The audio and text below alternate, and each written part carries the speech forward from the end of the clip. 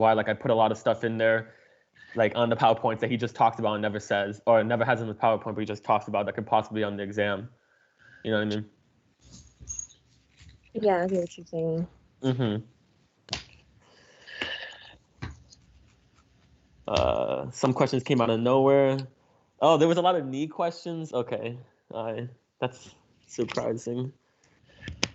All right. Well, hopefully the like ACLs and tibial collaterals helped you with that. For sure. Okay. Cool. All right. So we're gonna get started. Unless you guys have any other questions, comments, and concerns, like, do you need anything? Do you have anything? Let me know right now, and then we'll get started. Hey, Justin. Yeah. You can go ahead, Elizabeth. I'll make it quick. Who are the other professors that teach this block? He said that they may also put pictures and or have like different style questions. Yeah, so the other two professors he had are going to be Dr. Wernowska as well as Dr. Lopez. We didn't have Dr. Lopez last year, so I don't know how he tests, but Dr. Wernowska usually tests straight off the PowerPoint. She's super sweet. She's super nice. She's a great lecturer. So I feel like her questions are more so straightforward. The hardest questions are always going to be from Dr. Muffley. So I think Dr. Wernowska is a really good professor and is really fair when it comes to what she asks. Thank you. Yeah, of course. And then I just had a question regarding like the Friday practice quizzes. I feel like Muffley did a lot of like questions where it wasn't even like identifying a cadaver and then its innervation, but more so like if you go around the knee and up the thigh and past the hip and towards the foot, like what's the innervation of that thing? And if we could like maybe just add some more questions on the practice quiz, where I feel like I really messed up on like where things are in relation to each other. I wasn't able to like follow it. So maybe we could have some practice with that. Okay, yeah, you guys let me know because I can't see the exam, so I have no idea what questions you're being asked. I can only remember for what I got asked last year, but it's been a whole year, so I'm trying to remember the best I can. But yeah, let me know like the questions that he does ask, so I can try and tailor it towards that. Yeah, but it's hard because he comes up like these questions can come out of anywhere, you know what I mean? So it's like I'm gonna try and make them as complex as possible, but he can obviously write anything he wants in regards to the material. Okay, but yeah, let me know and I'll try to make sure to tailor those questions, especially for the Friday quizzes, in regards to that. Yeah. All right. Let's see.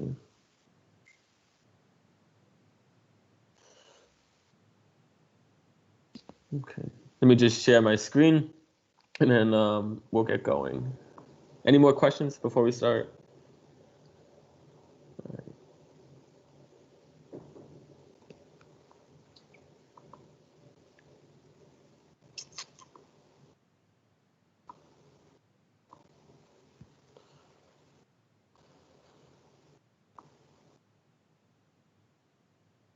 Cool.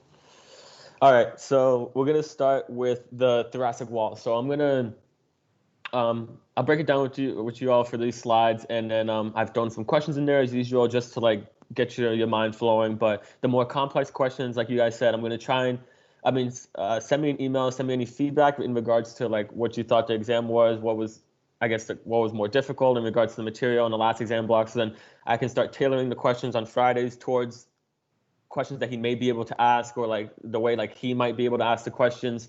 So just let me know. I mean, give me as much feedback as possible. That would be great. And I'm going to try and make sure that the questions are going to be as aligned as possible. But, you know, Dr. Muffley's questions are very difficult. So I'm going to try and make sure that they're going to be at that caliber level, so you're ready for the exam. Okay, cool. Yeah, definitely second and third order. Yeah, for sure. Yeah. Okay. So we're going to start with the thoracic wall, right? And then we'll move on.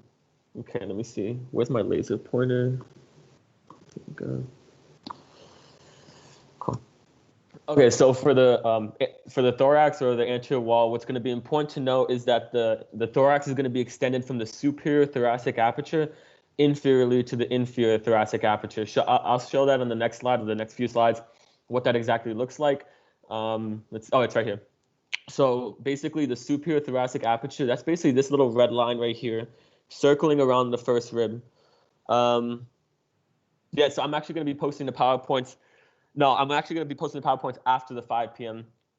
After the 5 p.m. sessions. But yes, okay, so ITA, like I said, that's just short for saying inferior thoracic aperture, and STA is just short for saying superior thoracic aperture.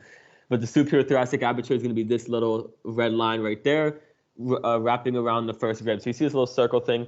The inferior thoracic aperture is going to be following this red line right across the ribs. So you can see how like the whole thorax is like within that like thoracic aperture.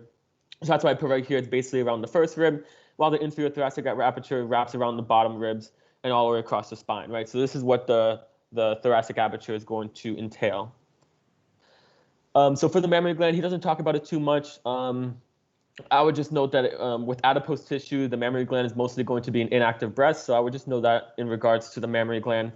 He doesn't talk too much about the mammary gland, but of course, like the mammary gland is going to be superficial to the pectoralis major, but nothing too high yield here.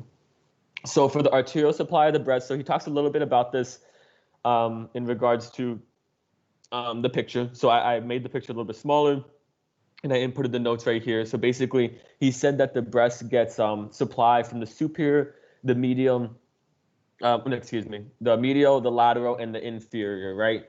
So the medial is actually going to be coming right here off the internal thoracic. So that's why these medial mammary branches. Remember we talked about our screwed lower stable patient that's coming off like the axillary artery over here, and our like vitamin C and D. That's just going to be from subclavian, just some old knowledge right there, just to help you remember where we are located at. So this would be the internal thoracic, giving off the medial mammary branches, right? And then you have this lateral thoracic giving off the lateral mammary branches. So that's good, right? Lateral for lateral. And then you have the internal thoracic giving you the medial. And all he said was that the posterior intercostal arteries were going to be giving off the inferior. So just saying that the breast is going to be supplied by numerous branches of arterial supply, branching off the branches of the axillary artery, right? So I noted that right here. Okay, and I noted that right here. So for lymphatic drainage of the breast, basically when he said, oh, it's going to drain to the sentinel lymph nodes, what he meant is that it's just going to drain into the initial lymph nodes, right? That's what that means. So when they're checking for, let's say, for example, let's say somebody's checking to see if somebody has a metastatic spread of cancer, right? So they can check the sentinel lymph nodes, which is just going to be the lymph nodes that are going to be coming up next. So depending on the location where they believe that the cancer is going to be, the sentinel ones will be the ones that are next. For example, in breast cancer, it could be like the axillary lymph nodes, which would be over here. That's what he's talking about when he means sentinel. It just means the initial. Anything that's past the sentinel would be, after that would be like secondary and tertiary, et cetera. But the prognosis will obviously be worse if it's going to be going past the sentinel lymph nodes, right? And then the major one is going to be the axillary lymph nodes in regards to the breast. Okay. All right, so for lymphatic drainage, I wouldn't say this is, too high yield. The highest yield is when we'll talk about later when we get into the thorax, will be the chyli cisternae as well as the thoracic duct, which we'll talk about in the next lecture, I think, and then later on throughout the block. But the axillary, the peristernal, as well as the inferior phrenic are just going to be lymph nodes that are just going to be draining the breast, right? And it makes sense because we talked about the axillary, which is going to be the major one. Now, if you say peristernal, it's going to be towards the sternum, so it's going to take the medial side. And you have inferior phrenic, which is going to take mostly the inferior portion of the breast, right? So the names say where they are located, basically, in and of themselves, right? So that helps for us. All right, and then for the thorax, we have 12 pairs of ribs, right? So the 12 pairs of ribs, you're going to have 1 through 7 are going to be true, 8 through 10 are going to be false, and then 11 through 12 are going to be floating. So what he means by that is, I put it on the next slide, is that for the true pairs of ribs, those are going to be the ones that directly attach to the sternum via the costal cartilage, right? So those are going to be ribs 1 through 7, right? So basically, they're directly attaching to the sternum through one single costal cartilage, right? While the false ribs are going to be actually pairs 8 through 10, and that's actually going to be connecting indirectly to the sternum via the costal cartilage of the rib above them, right? So basically, they're all attaching to the sternum, but they're going to be attaching to the cartilage above them. So you can see in this picture, you have rib 8 actually attaching to the costal cartilage of rib 7, then going all the way up to the sternum, right? So, and then you have your floating ribs. Floating ribs, in and of themselves, they're floating. The reason why they're floating is because they do not connect to the sternum. They only connect to the spine, right? So they don't have 2 points of connection. So those will be your floating ribs. We're going to talk about this in great detail, the angle of Louis, or like the sternal angle, which is going to be located right here. It's going to be super high yield to know this, because when we start talking about mediastinums, which is going to be in the next lecture in regards to what is going to be located where, the angle of Louis, also known as the sternal angle, is going to be super important in regards to what is going to be in what section. But key things to know about this is going to be on the next slide. So I put this little picture here because I thought it was pretty easy to see where it goes. So it actually starts from rib 2, right? So that's important to know. Rib 2 is where the sternal angle starts, right? And it's going to go straight posteriorly, and it's going to be like this virtual, I guess, like line that's going to be between T4 and T5, right? So it's between T4 and T5. That's going to be your sternal plane, also known as your angle of Louis, right? So it's important to note between T4 and T5, it's going to be attaching to rib 2, and it's going to be splitting the superior mediastinum from the inferior mediastinum. We'll talk a lot about the mediastinums next lecture, so I won't touch upon them too much, but that's what's the sternal angle is going to be doing. Okay, so other things that are going to be associated with the posterior side, we have the thoracic wall as well as the clavicle and the scapula, right? So the clavicle, which is going to be located right here, as well as the scapula, which will be located right here, also going to be associated with the posterior side of the thorax. Not too much high yield, he's just adding a couple bones there. And right here, he doesn't talk too much about this. The only thing he notes is that it's important that the first rib is going to be a cartilaginous joint or an immovable joint, right? The reason why is because when you're breathing, for example, you want to have something that's stabilizing it, right? If everything was moving, then your breathing would not be able to be as efficient, right? You want one stable area in order for everything to lift and like exhale or inhale and exhale, right? So that's going to be very important to have the first rib to be on a cartilaginous joint, basically like an immovable joint. Everything else is in the costal cartilages are going to be synovial joints, so they have some movement, right, which allow them to assist with breathing, right, which is going to be right here, these costal cartilages right there. Okay. So the sternal angle is going to divide the superior mediastinum from the inferior mediastinum. These are just questions just to get you thinking. Obviously, these aren't going to be the level I'm going to be asking, but these are just to get your mind rolling. So sternal angle divides the superior mediastinum from the inferior mediastinum.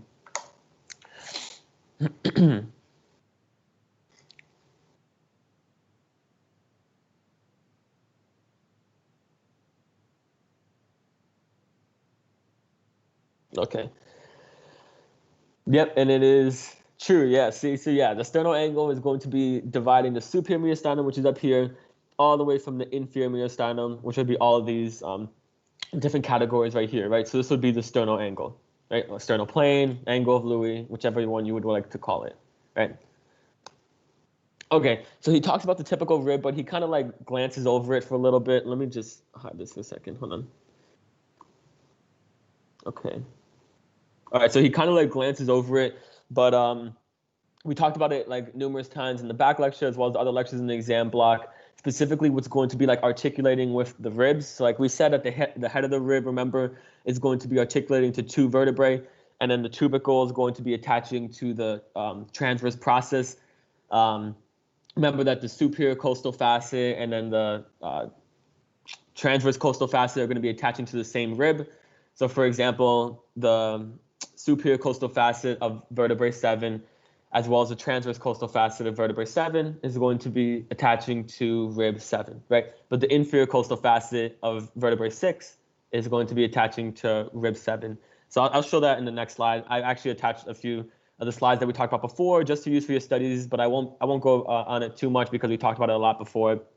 But what is important to note is the costal groove. So he talks a little bit about the costal groove, but what's important to know is going to be what's going to be superior to inferior. Right, so from superior to inferior, you're actually going to have in the costal groove, which is going to be this little groove right here on the, I would say like the deep side or the posterior side of the ribs. It's going to be vein, artery, and nerve, right? So van, right? So the costal groove is going to be van. It's going to be vein, artery, and nerve going from superior to inferior. So that's important to note that it's going to be van. So that's that. Oh, and here it is. So here's the costal groove. here's our van, right? So it's going to be vein, artery, and nerve. And what's also really important for us to know is where this costal groove is located, right? So this costal groove, obviously this costal groove is going to be supplying the ribs, the muscles of the ribs, right? That's their purpose, right? That's why they're called like intercostal vein, intercostal artery, intercostal nerve, right? They're going to be supplying just a general area of the thorax, right? But they go in a specific order, like we said, which is going to be from superior to inferior. It's going to be van. And it's going to be super important for us to note that it's going to be between the internal intercostal and the innermost intercostal muscles. So from superficial to deep. So let's just say like you have, you're in the growth lab, right? And you have a thorax basically, and you're trying to locate like which muscles are going to be which. The most superficial ones are going to be the external intercostals, right? So those are going to be the first ones you see in the thorax, right? If you were to remove those, you'll see the internal intercostals, which would be right here. And then between the internal intercostal and the innermost intercostal is actually going to be this van, right? So basically between the internal intercostal and the innermost intercostal is going to be this vein, artery, and nerve. So posterior, so deep to the innermost intercostals is going to be the inside of your thorax, right? But what's important to know is that this is going to be between these two. It's not posterior to everything, right? So that's what's kind of interesting about this van. Again, here's the vertebral column. I'm not going to talk too much about this because we've talked about it. This is the same exact slide that we had in our last lecture. And I also put the slide that we talked about. This is the exact slide. I copied and pasted it from the old lecture just in case you wanted to look on it to refresh because he did bring it up again. So I would look at this over again. I'm not going to go over it, but here's going to be the pictures that I talked about that are going to help with remembering which vertebrae are going to be attaching to which part of the rib. And then here's going to be the key points as well. So these are going to be used for, you can use these for your studies as well in regards to the rib. So you don't have to go back to the old lectures. I just put it right here for you all. Okay, so the neurovascular bundle in the costal groove is located where? So I forgot to put letters. So the first one would be A, second one would be B, third one would be C, and then the last one would be D, right?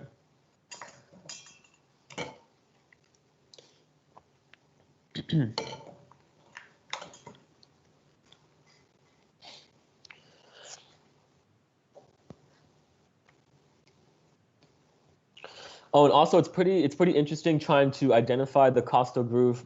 I mean, as you guys are obviously putting in your answers, it's pretty interesting to identify it in the thorax or identify it in the growth lab because when you have the thorax, when you have the ribs in your hand, if you look on the deep side, like the inside of the ribs, what's going to happen is that the innermost intercostal muscles are actually going to be, they only run on the lateral side of the body, right? So they don't like come all the way around.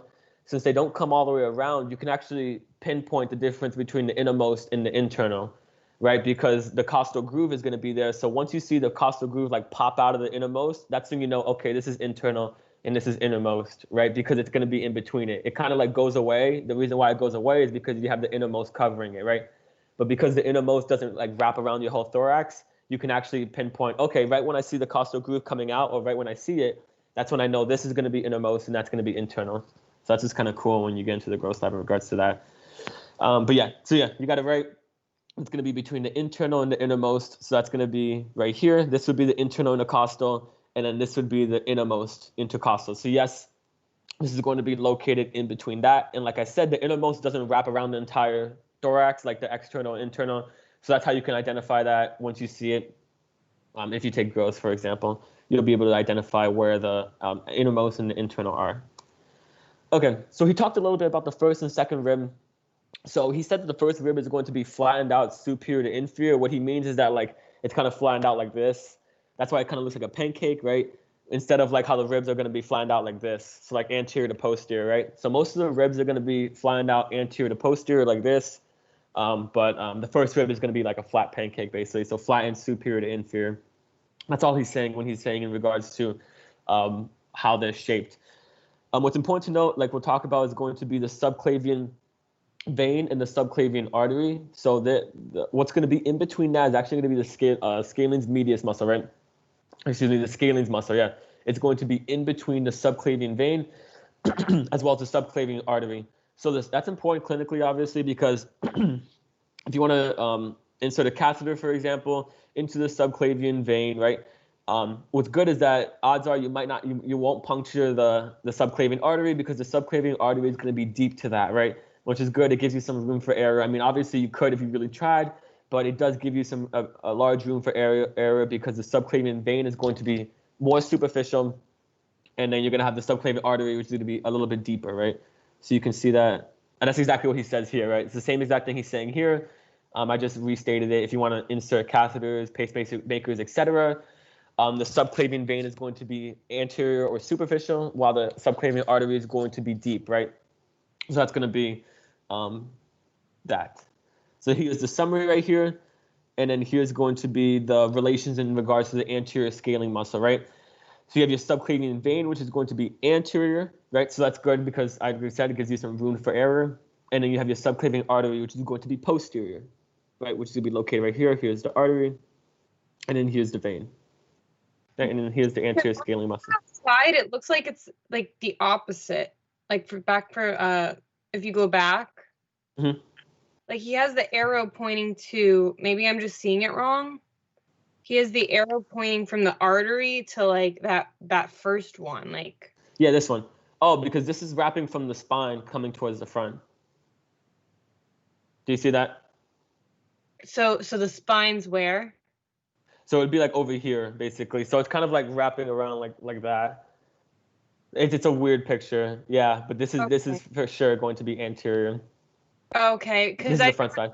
I thought that the anterior was like that blue was like the anterior side, and then because the medius I figured was that second blue one. So yeah, because you have multiple scaling muscles. You actually have 3 of them. They're all going to be located on the first as well as second rib, but this is going to be going from like the posterior side wrapping around all the way to the anterior side over here. Okay, so why is the scalenus anterior then looking like it's like attaching to the posterior tubercle there? This one right here? Yeah. Yeah, so this is going to be the scalene. So this is like a weird picture. Let me show you here. This picture it's really weird, but right here, what would be happening is you have the scalenes anterior right here attaching right here, right? Because you have a scalenes anterior, middle as well as posterior, but the anterior medius is going to be located right here in between the subclavian vein and artery. So this picture obviously looks really weird, but it's going to be basically the muscle right here with the subclavian vein right here and the subclavian artery right there. It's basically the same exact thing that we're seeing right here. Do you see what I'm saying? Yeah, I think so. Yeah, I mean, you don't have to like focus on that picture. He's not going to test you in regards to that picture, but this is what's most important is knowing that this is going to be anterior and this is going to be posterior. And this picture does us a little more justice in regards to that. Okay, thank you. Yeah, of course. Okay, so muscles of the thoracic wall. So, I mean, pectoralis major and minor, of course, and we talked about the serratus anterior as well. Those are going to be muscles in regards to the thorax, right? So I'm not going to talk too much about those, but I mean, they're pretty self-explanatory, being located in the thoracic region, right? Okay, so now that we talk about the intercostals, right? So we're going to understand the differences between the external, the internal, the innermost, as well as other like thorax muscles. So we'll start talking about the external intercostals. So what's important to note about the external intercostals is that it's going to be membranous at the anterior portion, right? So it's going to be membranous on the front side. So let me skip into the next slide. I think this is going to do us a lot more justice in regards to what's going to be the difference between external, internal, and others. So I inputted some slides in regards to the external as well as all the other muscles, what they look like basically. So I gave you like the complete anatomy version. So I just screenshotted this and put this here. And I also gave you the cadaver version because he inputs this later on, but I just brought it into here because I felt like it was really relevant. So on the anterior side, you're actually going to have, you see this membranous part right here? This is why they say the external intercostal is membranous anterior, because this part right here is membranous. And you see on the posterior side, it's all muscle, right? You don't see any membrane, which is why, which is why like, oh, the external intercostal is going to be membranous anterior, right? So that's going to be this little membrane right here. And then this is going to be your external intercostal. Remember, I don't take cadaver pictures, obviously anywhere else. I just grab them from the slides. He just puts them somewhere else. And I'll just put them like where I feel like is relevant. So I just copy and paste them. So these can definitely be testable as well. I'm not just grabbing random pictures. And then if this helps you, I mean, it helps me. You don't have to use it. I just remember important email. So like email, just EMA, it's going to be external membranous anterior. That's the way I remember it. And then the IMP, it's going to be internal membranous posterior. I mean, that's just the way I remember it. If you want to use it, you can use it. I just put it there. So, and if you want to remember what's going to be anterior and what's going to be posterior. So the external has the membranous anterior, right? And then the fibers are going to be going from lateral to medial, right? So it's going to be going from the lateral side. So like he said, it's kind of going like this, right? So it's going from lateral to medial, right? So this is going to be the external intercostals coming across, just like that. So these are going to be your external intercostals. Remember, important to note that they go from lateral to medial, and that it's going to be membranous anterior, right? So for the internal intercostals, those are actually going to be membranous posterior, right? So I'm going to go into the next slide. And here again, here's going to be our internal intercostal muscle. So you see the difference? Look at the internal intercostal. It's all muscular, right? All muscular in the front. But when you go to the posterior side, look, it's going to be membranous, right? So that's how you can tell the difference between those in regards to where they are located and what exactly, which one has which membrane, right? So the IMP is going to be internal, is going to be membranous posterior. And then again, remember email, so EMA is going to be external membranous anterior. If that doesn't help you, you don't have to use it. That's just going to be, I just throw that in there just in case you all want to use that. And then internal intercostal, the fibers are going to be going from medial to lateral, right? So from medial to lateral, it's going to be going like this basically, right? So from medial to lateral, it's kind of going like that, right? So externals like this and internals like that, right? So internals is going the opposite direction, right? So it's going from medial to lateral. So you see from medial to lateral. So that's how the fibers are going to be running, right? So they're going to be running in the opposite direction. So those are going to be the internal intercostal muscle. And then we have the transversus thoracis as well as the innermost intercostals, right? So what's important to know here is that, actually, I'll just skip into the next slide. I feel like it's going to be easier to show. But again, like we said, the intercostal groove, or excuse me, the intercostal neurovascular bundle, also known as the costal groove, or van, right? That's going to be located between the innermost intercostal muscle as well as the internal intercostal muscle, right? Oh yeah, you can see that right here. See, you see how this is, if you go into the growth slide, you see how this is the innermost muscle right here? And you see like this little costal groove just popping out of nowhere? That's how I know that this is going to be internal intercostal and this is going to be innermost, right? Because the innermost doesn't wrap all the way around, so it's going to end right here. And then you're going to have your costal groove right here. And then you have your everything else, yeah, your internal intercostal muscle, etc. So for the transversus thoracis and the innermost intercostals, I'll skip on to the next slide. So what the transversus thoracis is basically going to be in the deep side of the thorax, right? So basically on the inside portion, if you're looking from inside out, basically, this is going to be the transversus thoracis, right? These things extending across intercostals, right? So they're actually going to cross like a rib, basically. So they cross like a rib or two ribs, depending. But that's going to be the transversus thoracis, right? They're going to be deep to the innermost, right? It makes sense because here's our costal groove, right? And then the innermost are going to be right here, but the transversus thoracis are going to be deep to that because it's going to be on the inside of the chest wall, basically. That's going to be where our transversus thoracis are located. And they're going to travel like this, like how the arrows are shown. So they're kind of like going upwards like that, right? So upwards like this. So you can see how the fibers are going to be traveling like this, right? Upwards. All right, so that's going to be our transversus thoracis. Yes. Okay. So for the muscles of respiration, like he said, what's important to know, like you said, expiration is only going to be, expiration is almost always like passive, right? So you can expire like passively. But I mean, if you wanted to use some expiration muscles, it's going to be your internal intercostals. Your inspiration muscles are going to be your external intercostals. Your internal intercostals intercondylar part. The reason why is that that's going to be located right here. And these fibers kind of travel like more straight up, which is why they're easier to use for in regards to inspiration, in regards to like bringing the chest wall up. And the diaphragm, like we know, is 75% of breathing. It's the largest portion of our breathing. If you cut the phrenic nerve, you won't be able to breathe because that's just how important the diaphragm is. Like that's going to be your major muscle in regards to how we breathe. Right, so these are going to be the inspiration, and these are going to be, and this is going to be the expiration. Right, and you also have some assistance with your abdominal muscles as well. Okay, and this is just a summary slide that I put for you all in regards to the differences between the external intercostals, the internal intercostals, and the innermost. Right, so I just put the slides in here as well as the pictures that are associated with it. Right, so you have external intercostals, membranous anterior. Internal intercostals are going to be membranous posterior. And then you also have the fiber direction as well, as I located right here. Lateral, medial, medial, lateral. So yeah, feel free to use this for your studies when I send it to you all. And yeah, this is just a study slide for you all, and this is just going to be the summary. So are the internal intercostals used for force expiration? Yeah, you can use the internal intercostals can be used for force expiration. Yeah.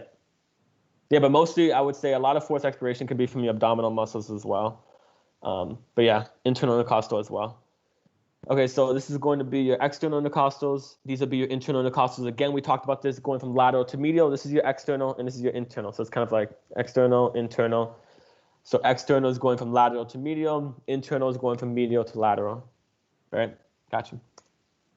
Okay, so which of these are going to match correctly, right? Is it going to be the external intercostals are going to run medial to lateral, internal intercostals run lateral to medial, external intercostals run lateral to medial, or none of the above?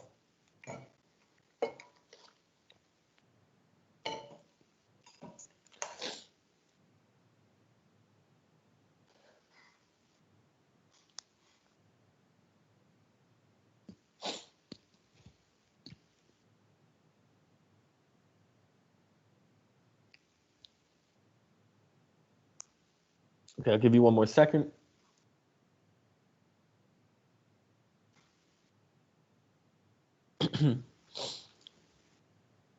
Okay. So yes, it's going to be C, right? So I'm going to get this ingrained in your head. Yes, the external intercostals are going to be going from lateral to medial, just like that. Internal intercostals are going from medial to lateral, right? So that is going to be correct. C, very good job with that one.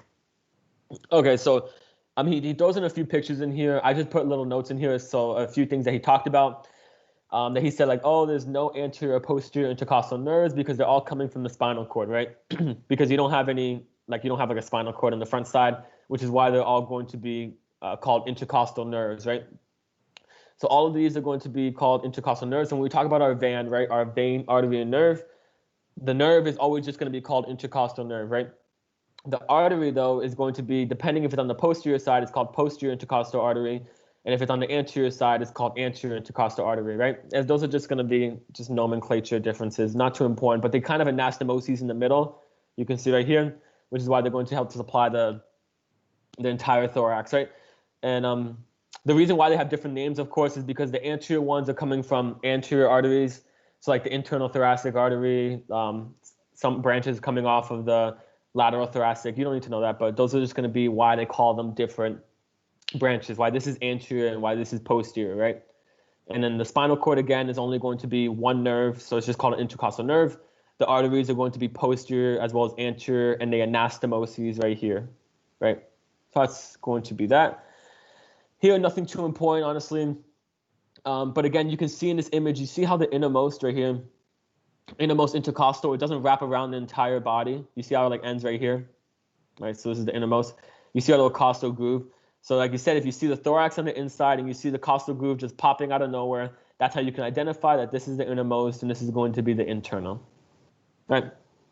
And then also, I guess I just put a throwback that deep back muscles are going to be innervated by the dorsal primary rami, just to reiterate some of the old material. All right, that's going to be that. And then we have our thoracic wall. Remember that the sympathetic trunk, so we're actually going to see that more so in the next lecture. The sympathetic trunk is going to be located just on the vertebral column, right?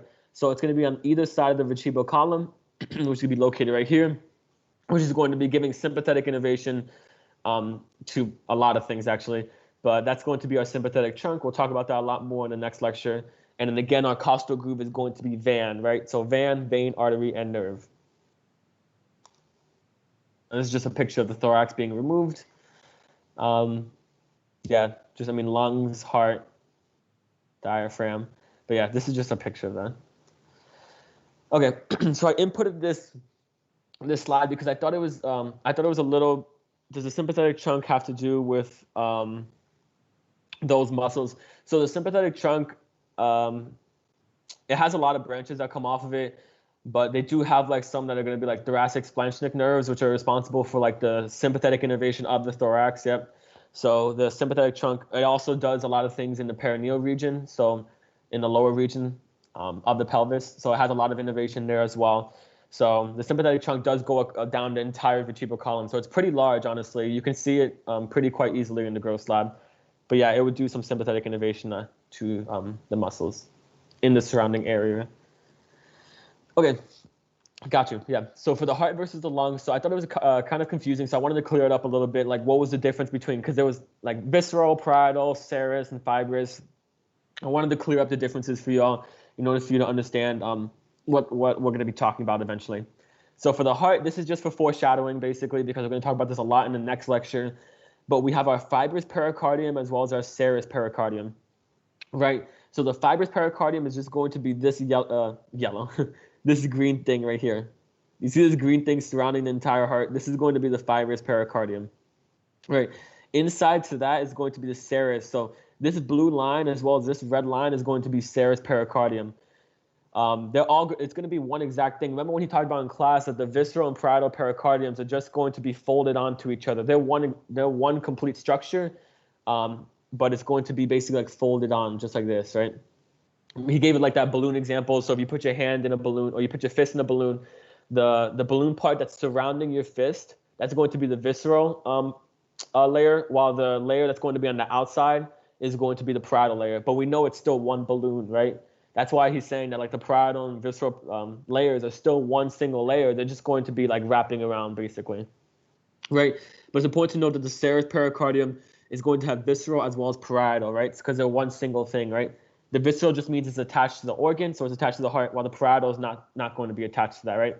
And then you have your pleural cavity in between, right? Which would be between the parietal as well as the visceral. And the lungs, which is going to be a little bit more important for this lecture, same thing going on here, right? You have your visceral pleura, right, which is going to be just wrapping around the lungs, and you have your parietal pleura, which is going to be wrapping around the outside, right? And the space between the parietal as well as the visceral pleura is going to be the pleural cavity or the pleural space. Is there a question? Question?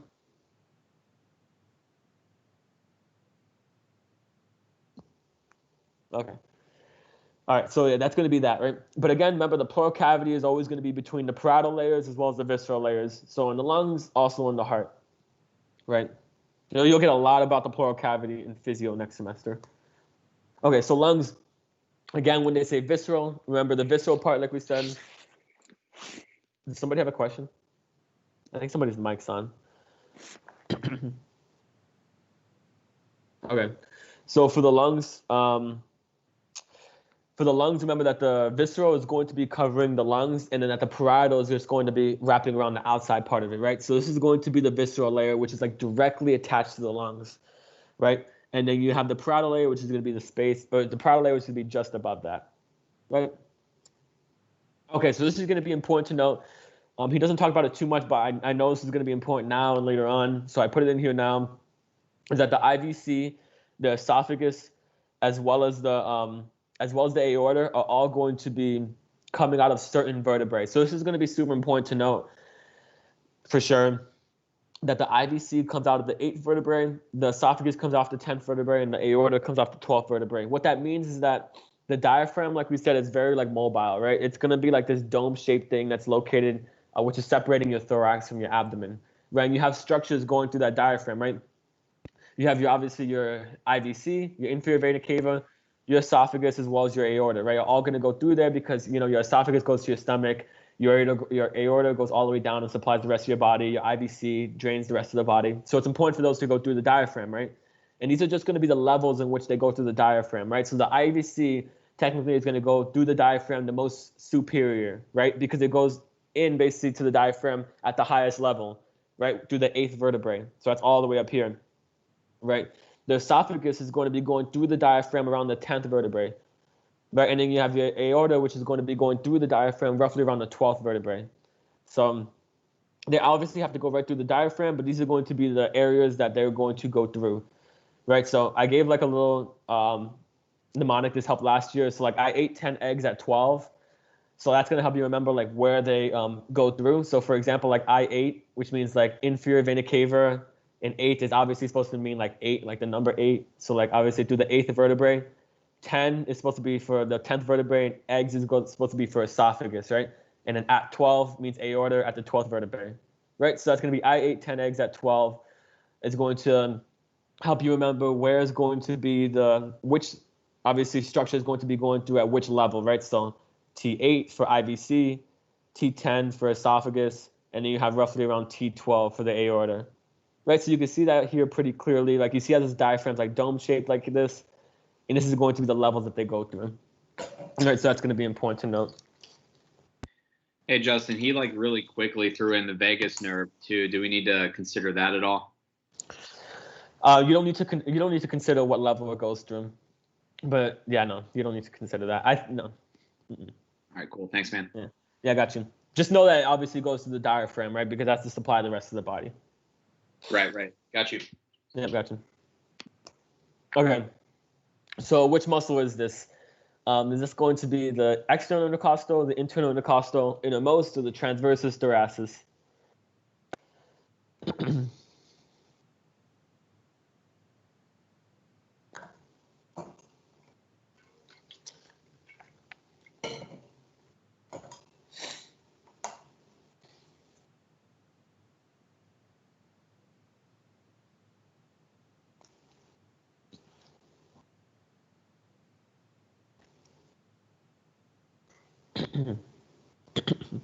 Okay, so yes, it is going to be indeed, yes, B, the internal intercostal muscles, which is going to be running from medial to lateral, right? The external intercostals are going to be running from lateral to medial, right? So very good job on that one. Yes, that is correct. So this is going to be the pleura. Nothing too important here. Just know that you can drain excess fluid from these recesses, right? So what this basically is that, like we said, you have your visceral pleura as well as your parietal pleura, right? So the visceral meaning organ, right? So it's going to be straight attached to your organ.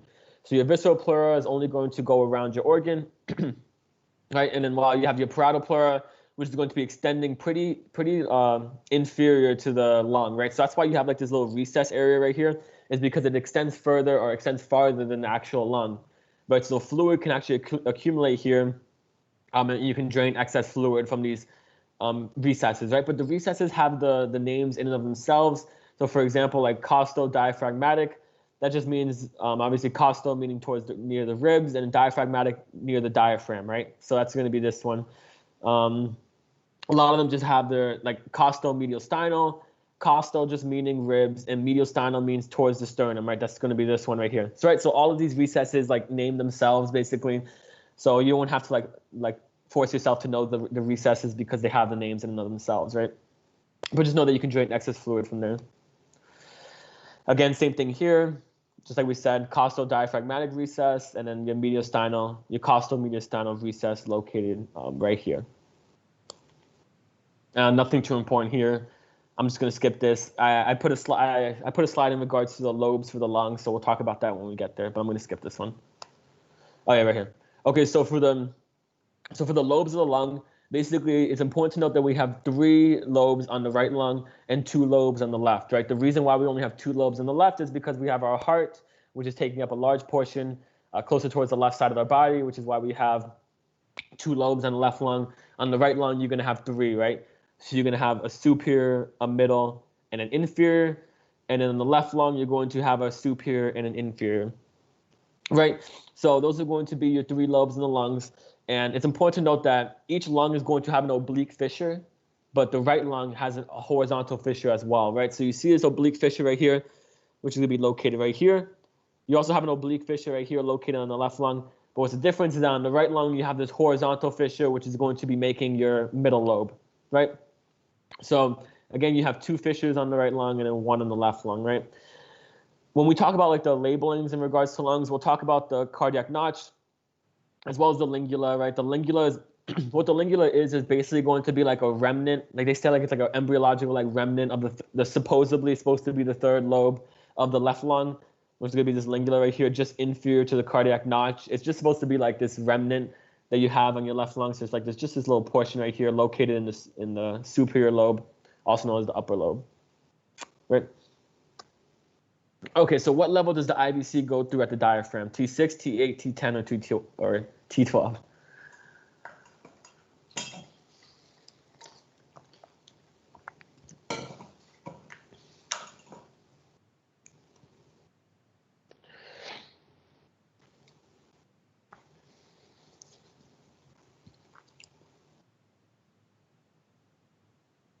Damn, y'all are quick.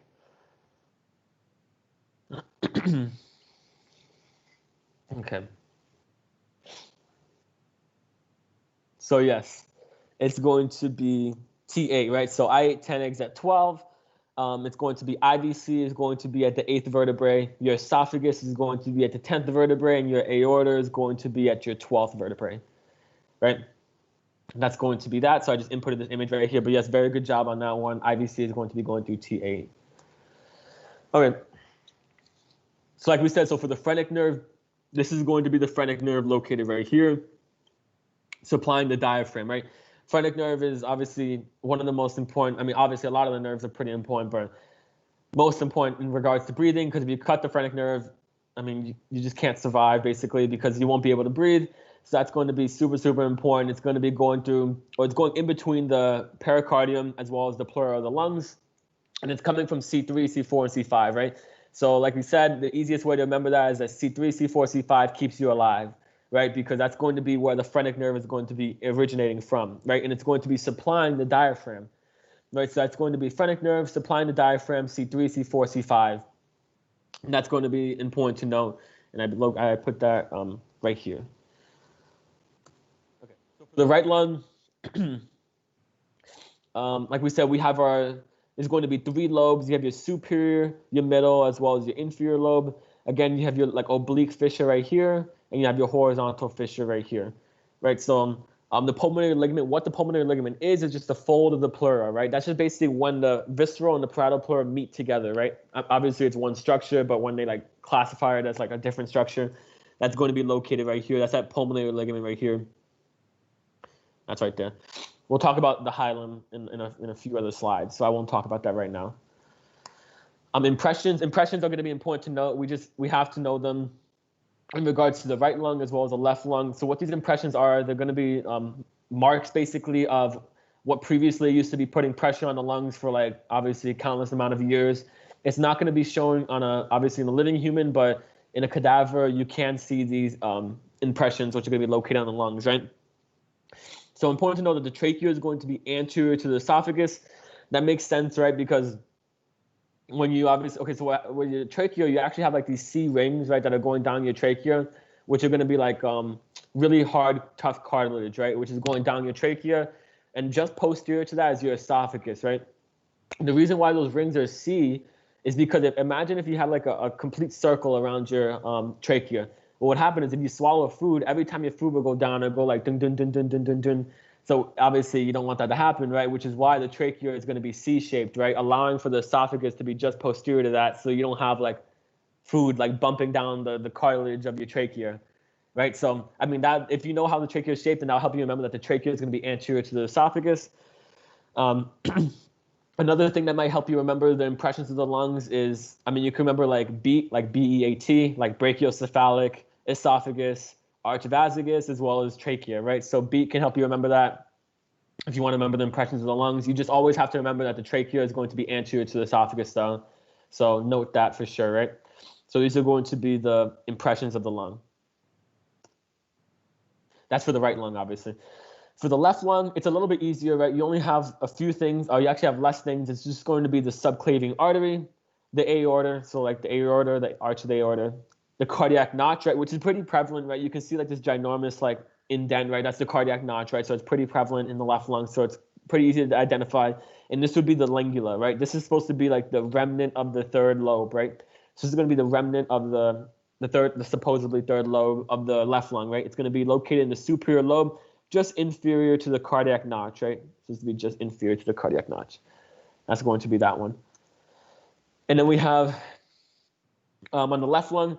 So for the left lung, you have the hilus of the left lung. So what are these hilums? What is this hilus going to contain, right? So what this hilus contains is going to be your pulmonary arteries, your pulmonary veins, your bronchus, as well as your bronchial artery. Right, so it's important to know that which we'll talk about in the next lecture, is that your pulmonary arteries are going to carry deoxygenated blood, right? It's going to be it's weird because it's obviously called pulmonary artery, but remember it's going to be deoxygenated blood, while the pulmonary veins are going to be carrying your oxygenated blood from your lungs to your heart, right? So those are going to be these two, which is why the pulmonary artery is in blue, and then the pulmonary vein is in red. And you also have your bronchus and your bronchial arteries. So this is going to be your hilum contents. What's located in this structure right here. Right? So bronchopulmonary segments, what these are, they're basically just where the bronchi are basically going to split with the accompanying artery as well, right? And it's going to supply a specific area of the lung. I would say that's all you need to know in regards to bronchopulmonary segments.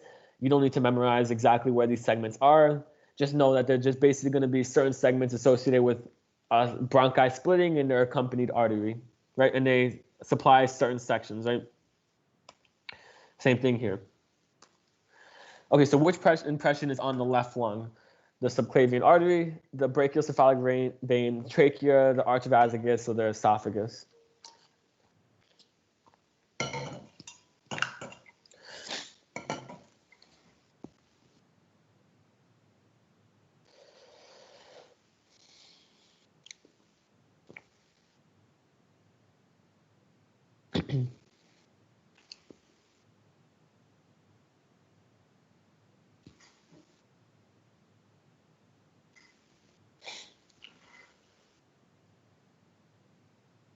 All right, I'll give you a few more seconds. Justin, Yeah. I have a question. How would he like ask us about this? Like, would it be on a cadaver picture or like just a question? No, I think it would be just on a question. I would see. I'll look at these slides again because I don't know if he identifies the impressions on the cadaveric images. I don't think he does, but if he does, I'll let you know. I just forgot, but I don't think he's going to ask in regards to cadavers. He'll probably just ask in regards to which lung and where they're located in relation to each other. So, for example, like the trachea is anterior to the esophagus, the brachiocephalic is anterior to the trachea, right? So he can ask in regards to that. You always want to know where in anatomy. You always want to know relations in regards to which ones are going to be located where. Okay, thanks. Yeah, of course. Okay, so yeah, it's going to be A, subclavian artery, right? So it's going to be located right here. You also have your aorta, which is going to be in your left lung, as well as your cardiac notch and lingula, right? Lingula, I would note as well. I think this is high yield, so lingula is going to be important to note as well. And then on the right side, that's going to be beat, right? The brachiocephalic vein, esophagus, arch of esophagus, as well as the trachea, which is going to be on the right lung, right? Yeah, he said, yeah, you don't need to memorize this. I'm just gonna skip it, right? He said a funny joke, but I mean, I remember when he said it in class, I was like, no, I'm not memorizing this. But yeah, you definitely do not need to know anything about this. Just know the bronchial tree. Like I put this slide right here just for you to like know like how it runs basically. Like you have like your trachea, right? This is your trachea, your C-shaped rings located right here. That because the esophagus is posterior to that. This is going to be your primary, then going to your secondary and tertiary bronchi, right? Just know that basically eventually your bronchioles are just going to, or your bronchus is going to split up into multiple branches, right? So trachea into primary, secondary, and tertiary, right? So primary, secondary, and in the blue are going to be tertiary, right? So those are just going to be in regards to that. So you could just look at this a few times, but I put this slide just to help you out with that. Yeah.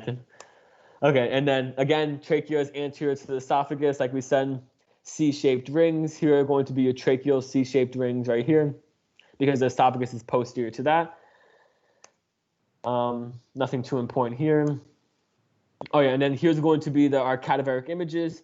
Again, these are going to be our principal bronchi or our primary bronchi, whatever, our main bronchus, like whatever you want to call it. Like this is going to be your primary bronchi, and this is the hilum, right? This is going to be containing all the the pulmonary arteries, pulmonary veins, etc., right? And these are going to be the two lungs, which we'll talk about. So here's going to be the right lung. So how do you identify the right lung? So you see this little line right here, right? I mean, like it's weird because in some cadavers, like the line goes all the way across, and other cadavers it like cuts short basically. So they like cut short, so it makes it like seem like there's not like an extra lobe. But if you see like a line coming across any way like this, it's for sure the right lung, right? Because it's gonna have 3 lobes, right? So with this cadaveric image, the cut of the horizontal fissure doesn't come all the way across.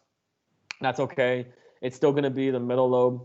So this is going to be superior, middle, and inferior, right? So I just put this image right here. Right, so that's gonna be the right lung. And then the left lung, like we said, so it's going to be easy because there's only one oblique fissure right here. This is going to be your oblique fissure. This is the superior, and this is going to be the inferior, right? Okay, yeah, superior, and then going to be the inferior, just like we said, right? So the superior and inferior, those are going to be the lobes, right? And this is going to be the lingula. Again, like I said, I think this is high yield. The lingula is going to be on the superior lobe of the left lung. It's going to be like a remnant of the supposedly third lobe, right, of the left lung. So that's going to be the lingula, just inferior to the cardiac notch, which is located right here.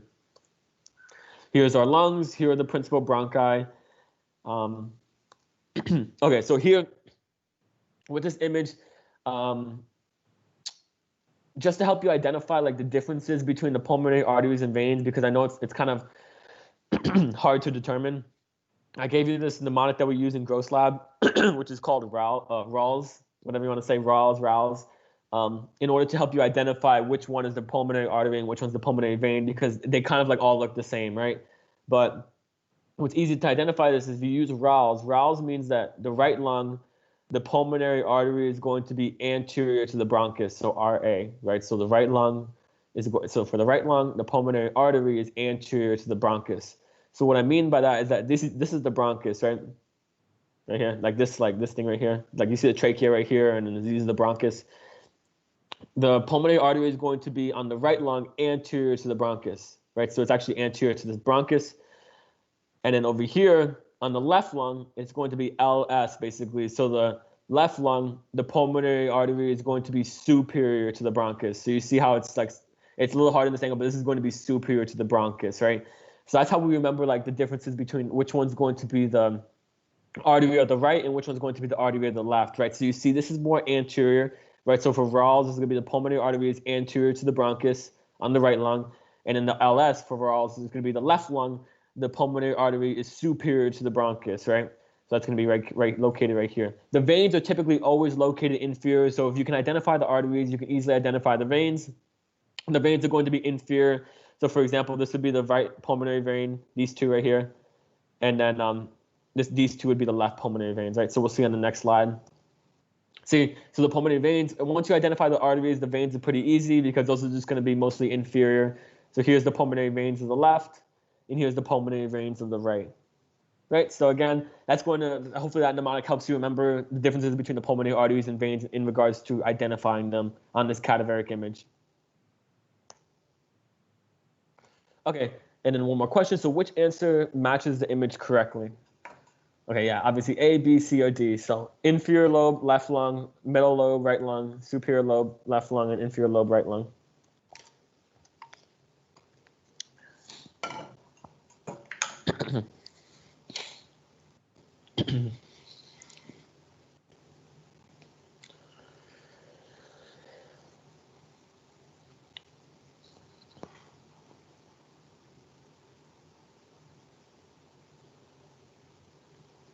Give you a few more seconds.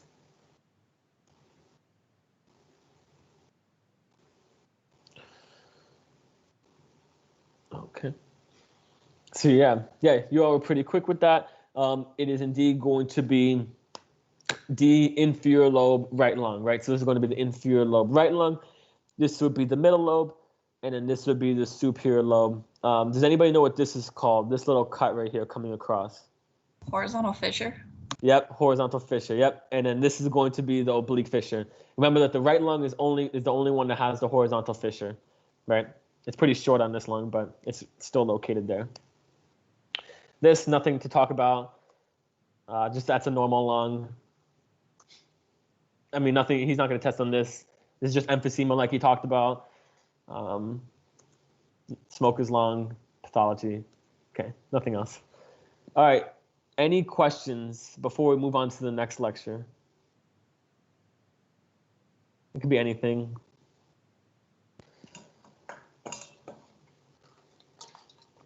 Do y'all want like a 2-minute break or something? I'm good if you are.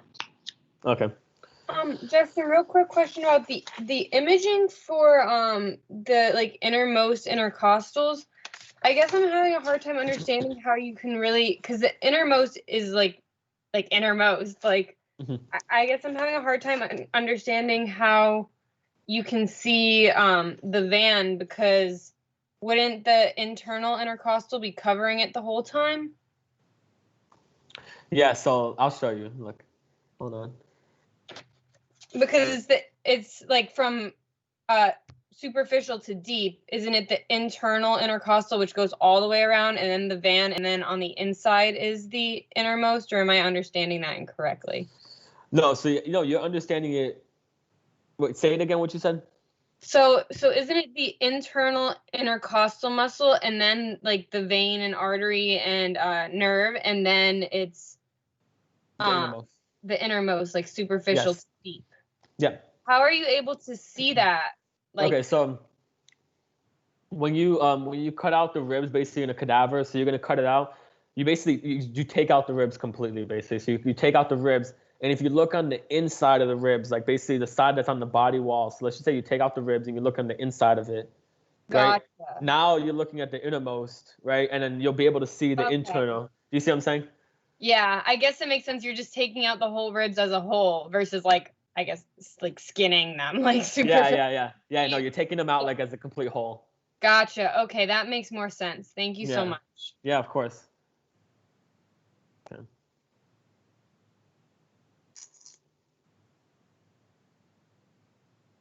All right.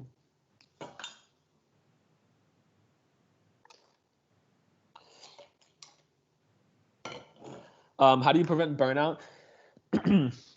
So, like I said, a lot of free time to yourself, or I feel like definitely giving time for yourself is super important. I know these classes I said are extremely difficult and super stressful, but again, if you give yourself time, like if you go for a walk or whatever you want to do that like makes you like happy or relax, go exercise, etc. I say do it. Not only because it's going to make you feel better mentally, but it's also going to help you focus more on your material, right? So for example, like when you're exercising, you're not thinking about like the classes, right? You're just thinking about, damn, am I going to finish this run? Like I'm so tired, right? So it's like, and then you come back and you start feeling much better because you exercised or whatever, or you did whatever you did, whatever. But I definitely feel like spending time for yourself, like for example, like during exam weeks, I would still like go to the gym and still run, etc. like throughout my exams, because if not, like I would just like mentally burn out, because that was personally for me, like I had to like go and like do something without thinking for material. And I know it's hard to do that because you feel like you need like every hour of your day to study for these exams, but really like if you do spend time for yourself, I guarantee you're going to come back and you're going to be doing what you did in 4 hours in 1 hour, right? Because you're like more focused, you're refreshed, you feel better.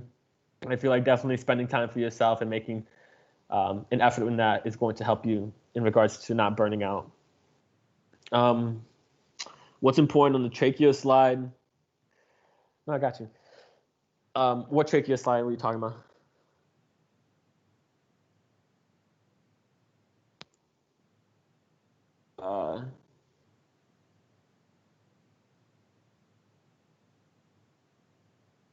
Fernando, were you talking about this, like this slide? Or like, which slide were you talking about? Oh, the white one with the weird font? Oh, this one, right? Yeah, no, you don't need to. I don't think there's nothing that's like that high yield on this slide. He basically skims over it. Yeah, and I wrote down he didn't even talk that much about it. He talked about like a cricothyrotomy, but he didn't talk too much about this slide. You're good. Will Dr. Muffley post more practice quizzes? I don't know if he'll post more practice quizzes. Yeah, no, I don't think so. Maybe he'll post one, but he's not gonna post like the 2 ones like he did for last block, because he just taught the entire block by himself. Yeah, I know. I was like, yo, this slide has mad information. No, you're good though. Okay. Anybody else? Has anyone online asked about their viewing task?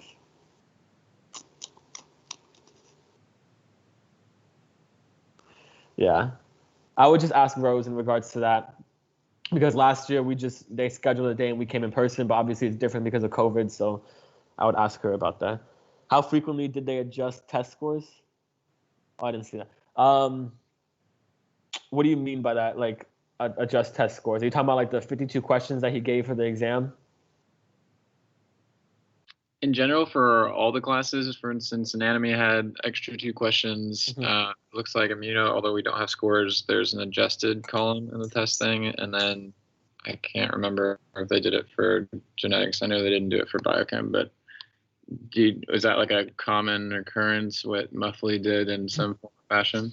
Yeah, so anatomy is usually going to have those 2 extra questions. So that will be like the adjustment. Immuno is usually just adjusted because it's the last exam in the block, and like usually people like push information to last, so usually the average is a little bit lower for immuno. That's why they usually adjust that score. So immuno and anatomy are typically going to be adjusted all the time, or almost all the time. And then yeah, biochem's rarely, like I don't think biochem's, like last year it was never adjusted, and genetics is like a hit or miss because he likes to like throw out 1 question or like throw out 2 questions. It depends, because like he likes to like put scores out of 49 or 48 if there's a question that's like, I guess, like not up to par, for example. Yeah, with genetics, he doesn't like to give credit to his questions. Like if he didn't like it, he would just make it out of 49, for example, instead of out of 50. So that's that. Okay, can you say again about the phrenic nerve running along the hilus? Yeah. So the phrenic nerve is actually just going to be running along the anterior side of the hilum. So it's going in front of the hilum, and it's going to be going down and supplying the entire diaphragm. Right, so that's going to be the phrenic nerve in front of the hilum, right, anterior. Okay. Anybody else before we start?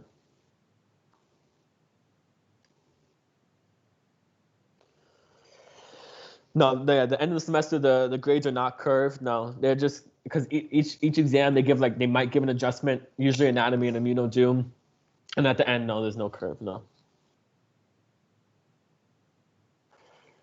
Yeah, Justin. So kind of like this is kind of subjective, obviously, but I know the gut can get really, really complex. How much more challenging do you think this exam is compared to the first one, or is it pretty much like the same? Yeah, I would say anatomy, I feel like the exams are going to be hard every block. I mean, for me, the 3rd block was the hardest for me for some reason, but this is going to be pretty in depth because we talk, like, you know how like the last exam block, we talked a lot about innervations. That was like the highest of yields. In this block, it's like all arteries. So when we talk about like the gut, we can talk about like the celiac trunk, this SMA, the IMA, all of its branches. Like it's going to be like very artery heavy in this exam block and not very nerve heavy. So it's going to be, depends on like what you like, but this is definitely going to be a lot of arteries when we go through the gut. Gotcha. Thanks, man. Yeah, for sure. Okay. All right. So we're going to get started with the heart. This one was a little dense lecture, right? It's pretty long, but we'll try to get through it as fast as possible. Let me just share my screen.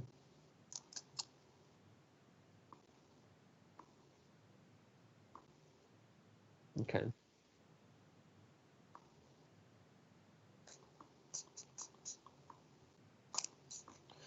Okay, hold on. Okay. Everybody got their coffee? Everybody good to go? Let me just hide this.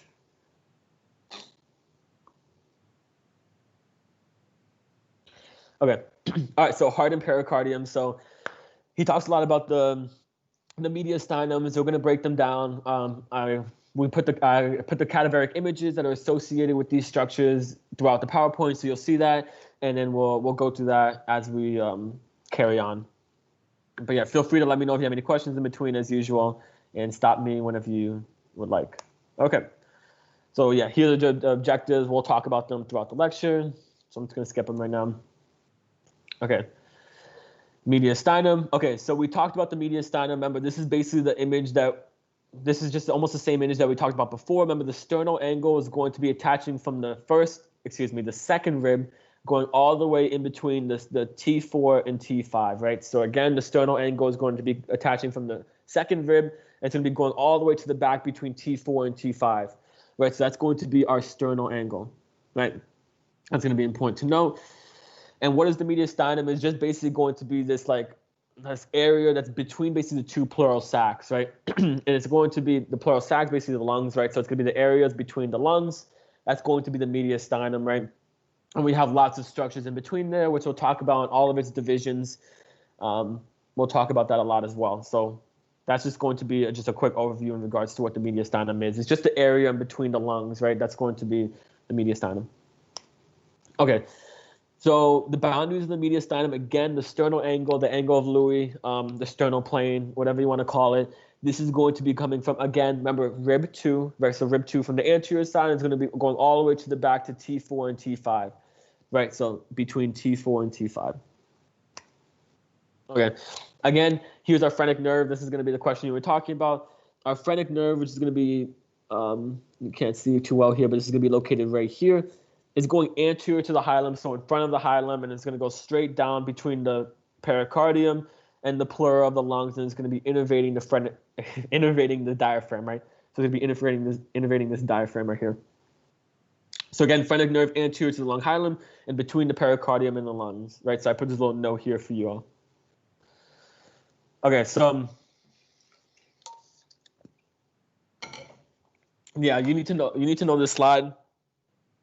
Yeah, so I broke it down. Don't worry into like slides after that, but you do need to know the contents in regards to what is going to be in which, right? So what's going to be in the superior mediastinum and what will be in the inferior mediastinum. So I broke them up into the slides into the following slides in order for us to go over that really quickly. But again, anything that's above the sternal angle is going to be the superior mediastinum. Anything that's below the sternal angle is going to be the inferior mediastinum, right? But the inferior mediastinum is broken up into three categories. You have the anterior, which is the front side, right? You have the middle, which is mostly the heart, and you have the posterior, which is to be located right here, right? So the superior mediastinum is just one ginormous like area, right, on top of the sternum, and then the inferior mediastinum is basically going to be broken up into three different categories, right? But it's going to be on the inferior side, right? Anterior, middle, and posterior. Okay. So that's going to be that, and then we'll break it up. Don't worry. So here it is. Here's our sternal angle right here. Here's the superior mediastinum. Here's our anterior mediastinum, which is the inferior portion, right? Here's our middle mediastinum, which is obviously the inferior portion, and then our posterior mediastinum, which is also part of the inferior portion, right? So you can see that located right here in this image, right, with our sternal angle. Okay, so for the superior mediastinum, we're basically going to have, these are going to be the contents. I mean, you really don't have to use this mnemonic. I just thought of it last night. I was like, okay, if it helps, it helps. But if you don't want to use it, you don't have to use it. Just let's tat. That's just basically going to be everything that's located in the contents of the superior mediastinum. Feel free to use it if you want. But this is going to be on the top side of the sternal angle, right? So anything that's going to be above the sternal angle is going to be the superior mediastinum. And these are going to be all of its contents, right? So it's easy to see that in this image because we see in this image, anything that's above the sternal angle, we have our thymus, which is going to be on the anterior portion, to be on the superior portion, right? You have your superior vena cava, you have your aorta, your trachea, as well as your esophagus, right? And your thoracic duct, which is coming up on the posterior side. It actually extends all the way up here, so it should be going all the way up there. So this image is going to help you understand like what is going to be a part of the superior mediastinum.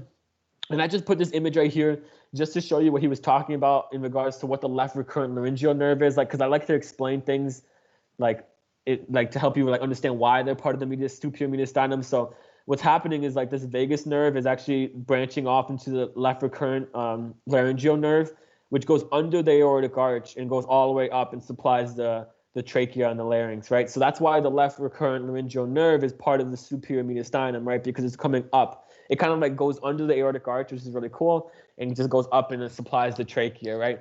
Which is why he included the left recurrent laryngeal nerve in regards to the superior mediastinum, right? So I just put this image in there. Obviously, don't memorize everything on here. It's just to help you note like why the left recurrent laryngeal nerve is a part of the superior mediastinum, right? So that's going to be that. So again, if you want to remember that, let's tat. That's going to take everything. That's going to be left recurrent laryngeal, esophagus, trachea, superior vena cava, thoracic duct, arch of aorta, as well as the thymus, right? That's going to be the entire superior mediastinum. So the anterior mediastinum, which is obviously the inferior portion, which is really good because there's only one thing we need to know. It's just going to be the thymus. I mean, you can note like fat and connective tissue and lymph nodes, but the most important thing knowing in the anterior mediastinum, the inferior portion, which is located in this purple part right here, just note that the thymus is there, right? or I mean, obviously when you go into an adult, it's just fat, right? So the thymus, when you're younger, when you get into adult, it's going to atrophy and become, obviously just fat, right? Or degenerate, excuse me. It's just going to become fat. So yeah, just thymus is going to be on the anterior portion. Okay, and then you have your middle mediastinum.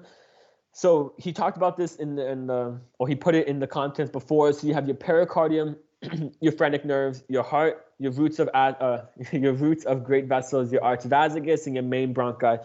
So what's a given? Pericardium, right? Because we know the heart, right? That's going to be inside the middle mediastinum. That's the middle portion, right? So we should know that, right?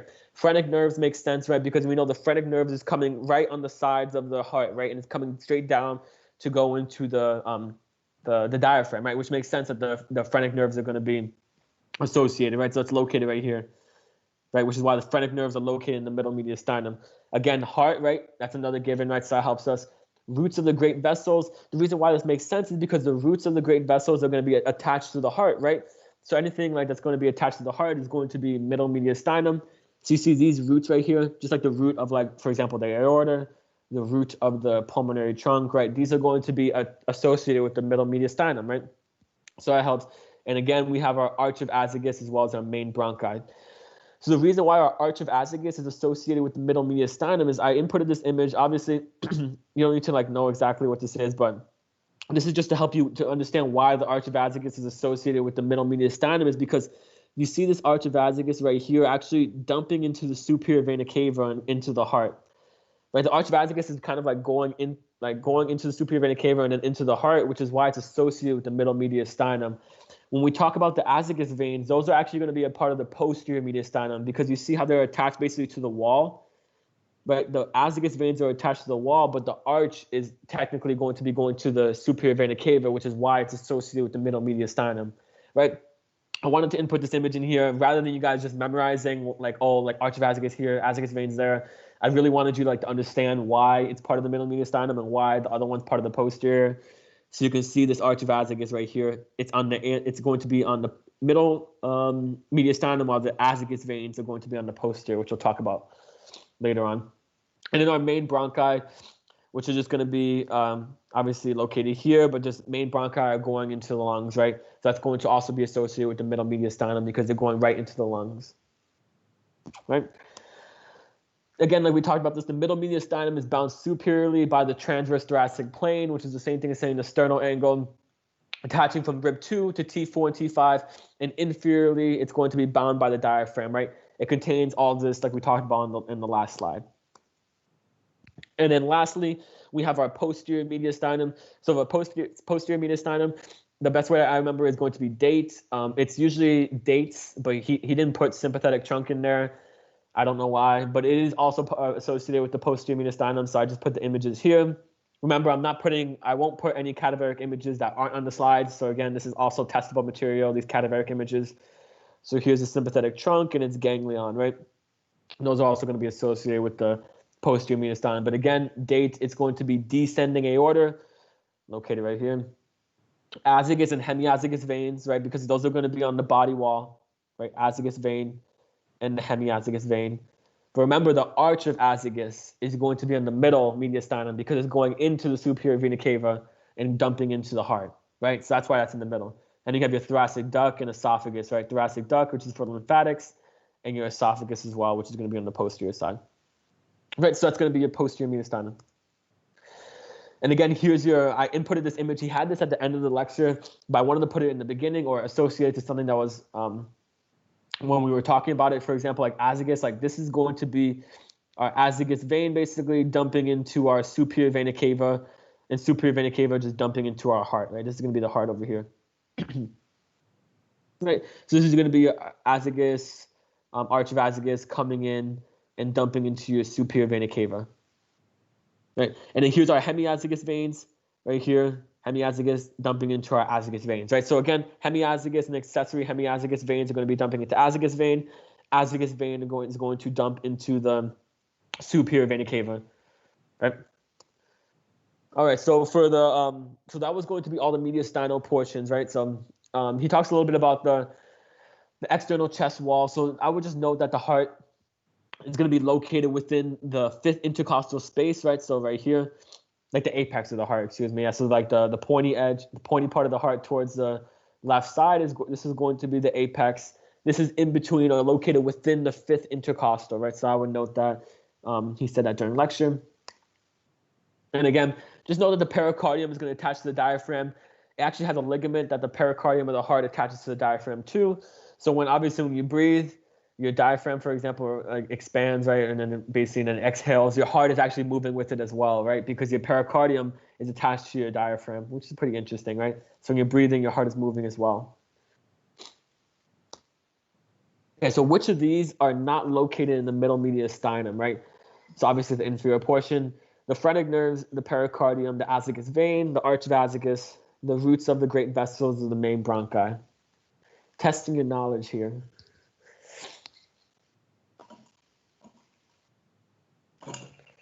Yeah, that is why. That's one of the reasons why I am.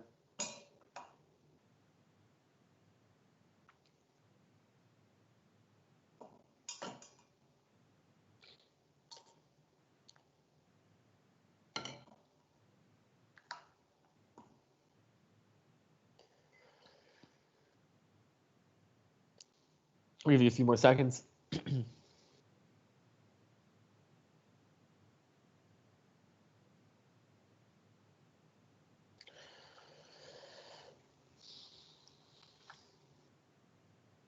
All right. So yes, it's going to be C, the azygos veins. Very good. Does anybody remember where the azygos veins is going to be? Which mediastinum?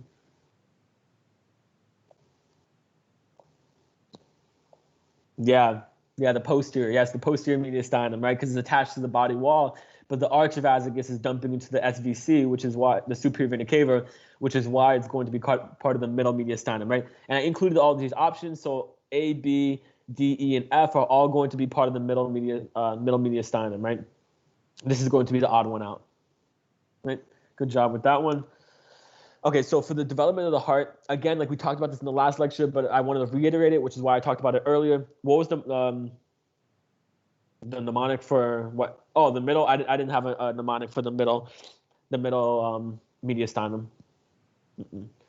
But for the posterior, it's going to be dates, and then obviously the superior, if you want to use it, it's let's tap.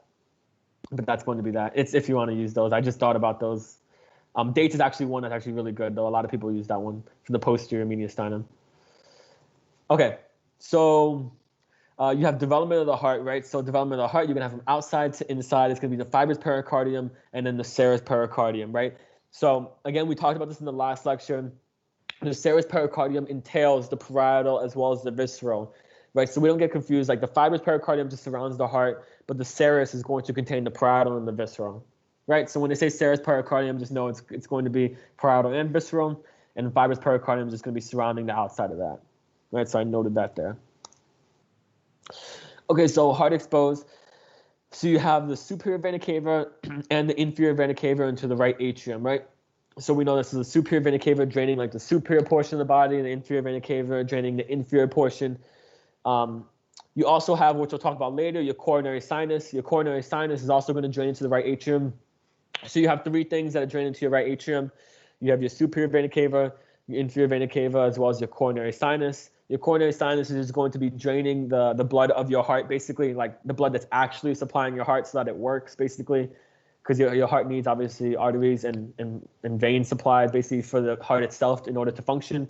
So the blood of the veins, basically, is going to, which is the coronary sinus, is draining into the right atrium as well. So three things drain into the right atrium. The pulmonary veins are going to drain into the left atrium. And remember that the pulmonary veins are basically going to be coming from the lungs into the left atrium, back into the heart, right? So it's going to be bringing oxygenated blood, right? Oxygenated blood into the left atrium. Okay. Nothing to talk about here. I'm going to skip this. Okay, so he talked about these transverse sinuses, right? So there's oblique, and you have your also as well as your transverse sinus, right? So I put a few slides on that in regards to what he was talking about, because it's kind of difficult to see in this image, but I put in a couple slides after that to make it a little bit easier in regards to what the oblique sinus is and what the transverse sinus is. So I'm going to skip this slide, but don't worry, we're going to be talking about it in the next coming slides. So the first one we're going to talk about is the transverse sinus, right? So what the transverse sinus is basically going to be this area that's located anterior, right, to the superior vena cava, which is right here, and posterior to the aorta and then the pulmonary trunk, right? So like he said in class, remember, you can put your finger in between there and kind of clamp these arteries right here, right? So again, like if you were like, obviously you open the chest wall and you go into the heart, you can actually clamp these arteries with your finger or thumb, etc., by putting your thumb or finger right here, right? Because you have the arterial vessels right here on this side, and you have the venous vessels or the venous vessels on the posterior side, right? So again, basically, you're basically just going to be grabbing it just like that, right? So that's going to be in regards to the transverse sinus, right? So that's what he means when he says the transverse sinus. What is this located? It's going to be located right here. Then we have our oblique sinus. So oblique sinus, what it is just basically going to be like a reflection of the heart on the posterior side.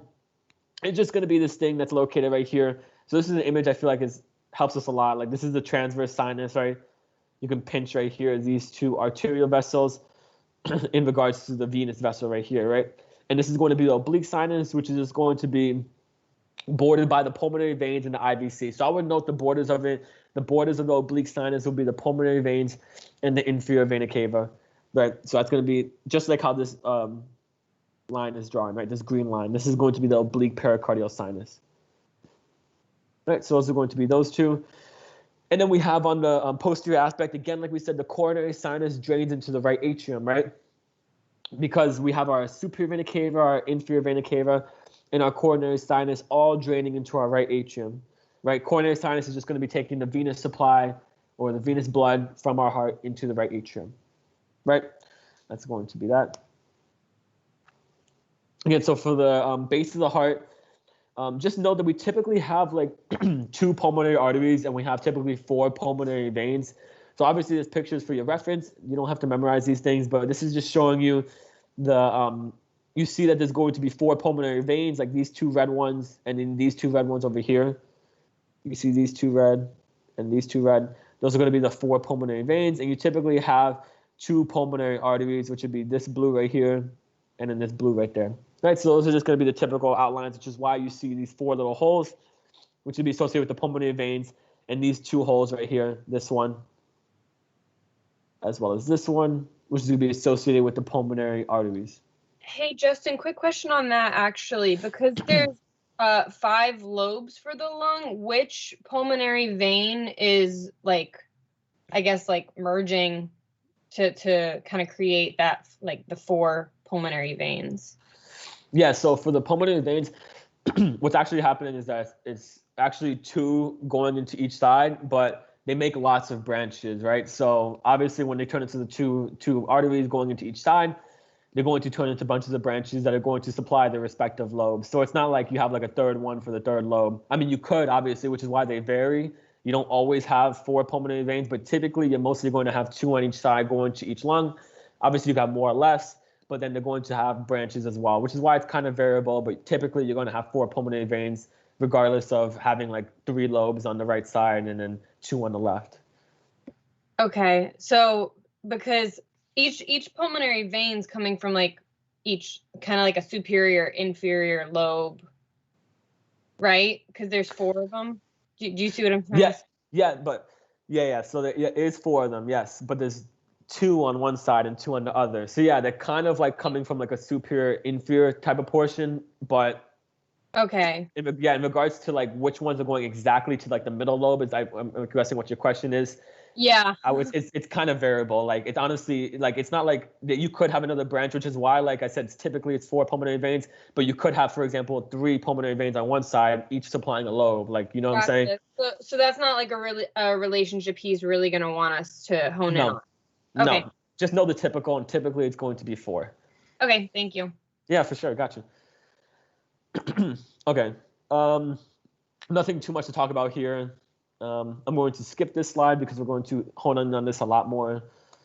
I'll skip this one too. Okay, so the circulation of the heart. So he blew right by this. I remember when I was in lecture last year, I was like, oh yes, we're talking about the heart. We're going to learn all about how the blood flows. And then he didn't even talk about how the blood flowed. And he just talked about like everything else that was extremely complex. And I was like, damn, we didn't even go over like the blood flow. I was like, okay, but this is just going to be like the summary of like how the blood flows basically in the heart. So I put the blue, which is basically going to be the deoxygenated blood, and the red, which is basically going to be the oxygenated blood, right? So use this for your studies in regards to like, if you don't know like how the blood moves, basically this is just like a quick summary in regards to how it moves. So I put this here for you all to for your studies. And again, red is going to be oxygenated blood, and then blue is going to be your deoxygenated blood. Right? That's just going to be the arrows in regards to where they go. Okay. And again, like I said, the same thing. Like it's the same thing we talked about on the last slide. Right atrium going into right ventricle, then going into the pulmonary trunk, and then it's going out into the lungs. Right. These are going to be our pulmonary arteries. Right. Usually, typically, there's 2 going to the lungs. Then it gets oxygenated. It comes back through the pulmonary veins, typically 2 on each side, so 4. And then it's going to come into the left atrium, left ventricle, and then it's going to be going out into the aorta. Oh yeah, I know. Yeah, he talked about the circulation, but like he assumed that like I guess a lot of people know like how the heart like flows, I guess. Which I mean, I guess it's important to know. Obviously, it's important to know how it does that, but I would not say everybody knows like exactly where it goes. So which is why like I put this slide on here in regards to exactly how it goes. Right. Another thing important to know is that the tricuspid valve is on the right side, right? So and then the pulmonary valve, the bicuspid valve is on the left side, right? So tricuspid valve is going to be the valve between the right atrium and the right ventricle, and then you have your bicuspid valve, which is going to be the valve between the left atrium and the left ventricle, right? But again, feel free to use this in your studies. This is going to help you in regards to where exactly the blood is moving, right? And I put this image in here so you can follow it as well. And yep, that's exactly how this blood flows. Okay, so pulmonary arteries and veins carry deoxygenated and oxygenated blood respectively.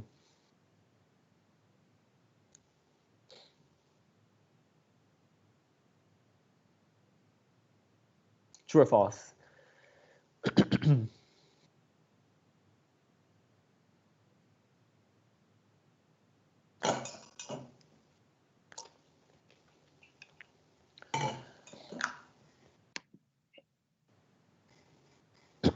Hey, Justin. Yeah, what's up? Which one was deoxygenated versus oxygenated on your chart, the blue or the red? So the blue was going to be deoxygenated and oxygenated is red. Okay, thank you. Yeah. Okay. Give you one more second.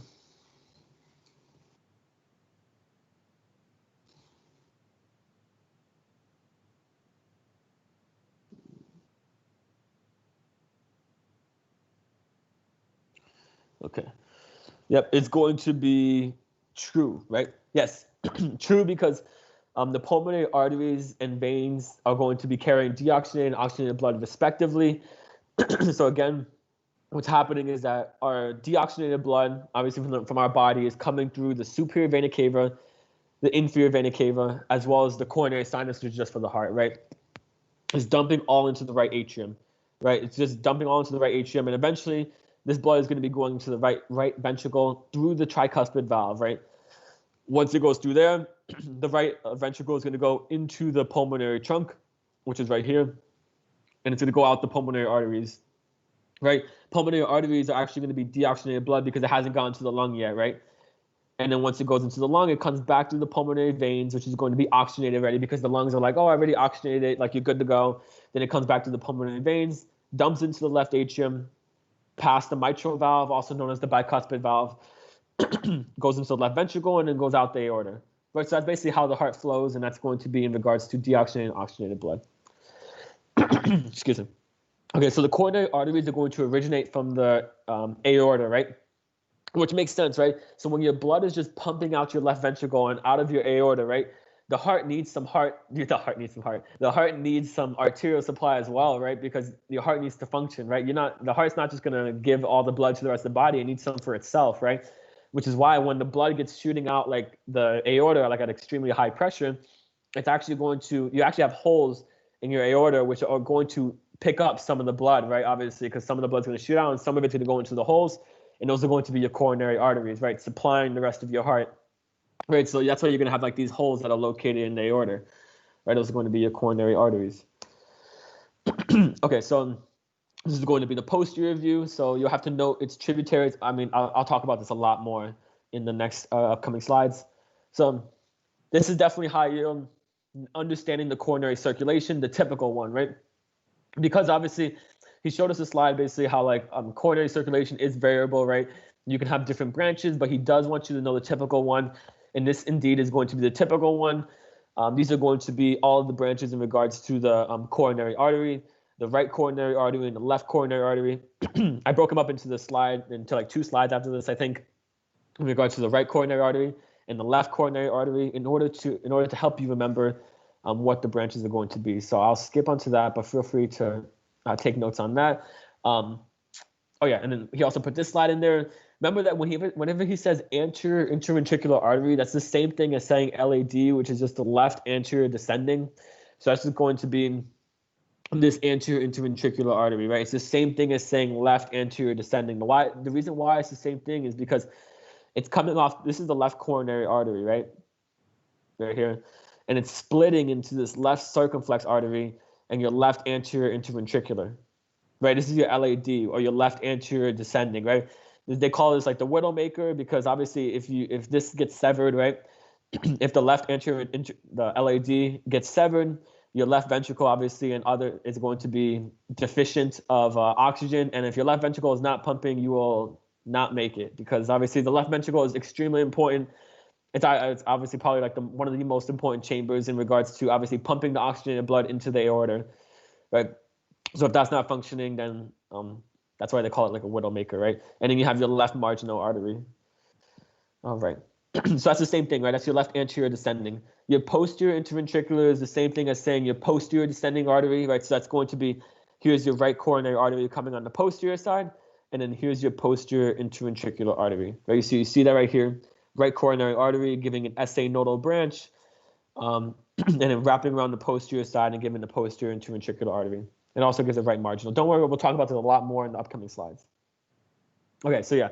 So here are going to be the right coronary artery branches. So he puts these cadaveric images at the end of the PowerPoint. I just copied and pasted them because when we talk about coronary arteries, I wanted to show you the cadaveric images associated with it as well. So we'll start with the right. So with the right coronary artery, you have 3 branches that we need to know. So you have the SA nodal branch, the right marginal artery, which is not shown, which means he's not going to test on it on the cadaveric image, and then right posterior interventricular artery. So here's our right coronary artery, right? This is going to be our right coronary artery. And then this is going to be going around the posterior side. This is going to be the anterior. Okay, this is the anterior side of the heart. This is going to be the front side of the heart, right? This is going to be our right coronary artery, wrapping around and giving off our right interventricular artery, right? Or right posterior interventricular artery, right? That's going to be that. And then you can't see your right marginal artery. It's not shown, so you don't have to worry about that in regards to picking it out in a cadaveric image. But this is going to be associated with your right branches, right? So these are going to be your right coronary artery branches. Okay. Hey, Justin. Yes. The right coronary artery, is the right intraventricular a branch, or is it just the coronary but named different thing because it's on the back now? Yeah, so it's kind of like, I guess, like the coronary turning into it, right? Because like over here, you see it like kind of like turning into it because it like ends right here. It's kind of like a branch / turning into, but yeah, I would say it's like more so like a little bit of a branch. Okay, thanks. Okay, got you. Okay, so that's the right side, right? So on the left side, you have the left coronary artery branches, right? So you have the left coronary artery gives off the left anterior interventricular artery and the left circumflex artery, right? So here's our aorta, right? This is our aorta. This is actually going to be the left coronary artery, right? Because it's coming right out of the aorta, right? Because obviously blood is shooting out through here, and you're going to get some of it into your heart, right? Because you want to make sure you're supplying your heart. This is going to be your left coronary artery, right? Your left coronary artery splits into your left circumflex artery. So circumflex is wrapping around your artery, wrapping around your heart, right? as well as your left anterior interventricular artery, which is right here, your LAD, right? Again, this is your widowmaker.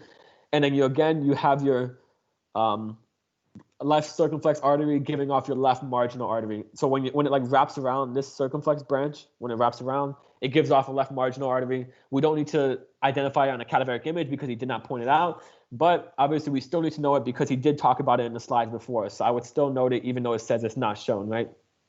So that's going to be the branches of the left coronary artery, right? So this is going to be the aorta, right? And this is going to be the pulmonary trunk. Okay, and again, here's our summary.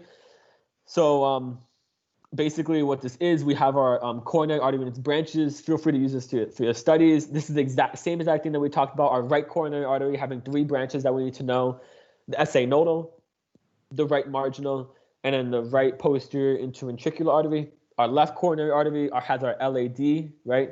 It also has our left circumflex artery, as well as our left marginal artery. But so you can see that all in these images. These are going to be the associated branches, but obviously in a cartoon image, but to help you understand what these are exactly, basically. So yeah, use this for your studies as well. So which artery or which coronary artery is the one indicated? A, B, C, or D?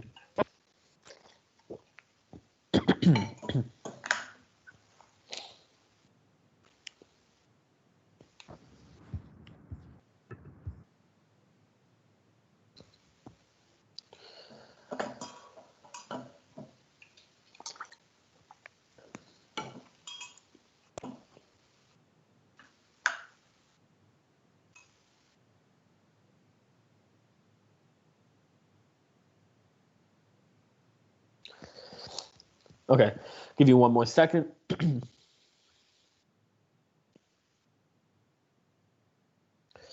Okay.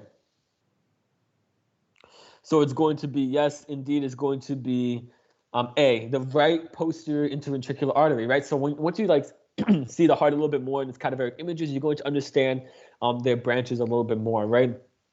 So again, this is going to be the right interventricular artery, right? This would be the right atrium, right? So because this is going to be on the posterior side, the right atrium, inferior vena cava, but you don't have to know that. But this is just going to help you like localize where exactly you are. Okay. Justin, real quick, when you're looking at like an image of either the heart or a cadaver image of a heart, how do you know like which one's like the right ventricle versus like the left? Like how do you know you're looking at it on the right side versus the left? Yeah, so right here, so like in this image, right? You see these 2 holes over here? These are the pulmonary veins. So I know that this is going to be the left atrium over here because of these holes. So this has to be the left ventricle over here. This is going to be the inferior vena cava draining into the right atrium right here. So I know this is going to be the right ventricle. Gotcha. Does that make sense? Yeah. So the pulmonary veins go into the left atria, yes. And the IVC goes into the right atria, and so then you just kind of go from there. Yes. So like, yeah, you can use that like with any of these images, like in order to help you, like you can use the other holes in order to help you understand exactly where you are. So again, like for example, like I know this is, for example, this is the aorta and this is the pulmonary trunk, right? So I know that these are going to be the coronary artery branches in regards to the left coronary artery because it's going towards the left side. But yeah, you can use a lot of these things in regards to the holes. Those are for your advantage. Okay. Can you point to those holes one more time? Sorry, it lagged on my end. Yeah, so this is going to be the aorta. This is going to be the pulmonary trunk right here. And then this is just, they just cut off the auricle. So the auricle is like a remnant of like the atrium. They cut it off so that you can see this coronary artery. But this is obviously supposed to be like a portion that's like coming right here. Okay. But they cut it off. This is not like a hole for blood. That actually was a question that I had about like the auricle. Yeah. But I was going through the slides and I mean, I guess we'll get to it, but since you had brought it up, I was just gonna ask. Yeah. What is that? No, you could. Yeah. The auricle is just a remnant of like the embryological heart, right? So it's kind of like this flap thing that you have like in the right atrium and like the left atrium. So basically when it helps you, it's kind of like, it helps you expand the atrium. It gives you more space for blood. That's basically all it does. Okay. Is it like easy to tell what it is? Because every image I've looked at, I'm like, it just looks like the atria to me. Yeah, I'll point them out when we get into it. Yeah, it's like a Okay. little flap. Yeah, it'll be pretty easy to identify. Okay, thank you. Sorry about that. Yeah, no, you're good. No, okay. Okay, yeah, that's a good point, Lance. Yeah, it is pretty. The left ventricle, which we'll see in more cadaveric images, is extremely much larger than the right ventricle because it's pumping blood to the right side, to the left side of the body. Excuse me, to the entire body, right? So the left ventricle is actually pretty muscular in comparison to the right ventricle. So it's much bigger. Right. All right, that was that. And then, okay, I'm just going to skip this because we're going to talk about it later. And then you don't need to know anything. Just know, again, the typical heart, like we said, just know all the branches of the typical heart. You don't need to know variations. He's not going to test on that. Variations are not uncommon. He's not going to test on it, so I'm going to skip this. I'm going to skip this too. Okay, so here, this is going to be important. So like the arterial supply, we also have to understand the venous supply. Right, that's going to be really important for us to know in regards to the heart. So we're going to talk about these a little bit more, but all these venous supplies in the heart are all going to drain into the coronary sinus, right? So this is the coronary sinus located right here, this thing, and it's draining into the right atrium, right? So can anybody tell me all the things that drain into the right atrium?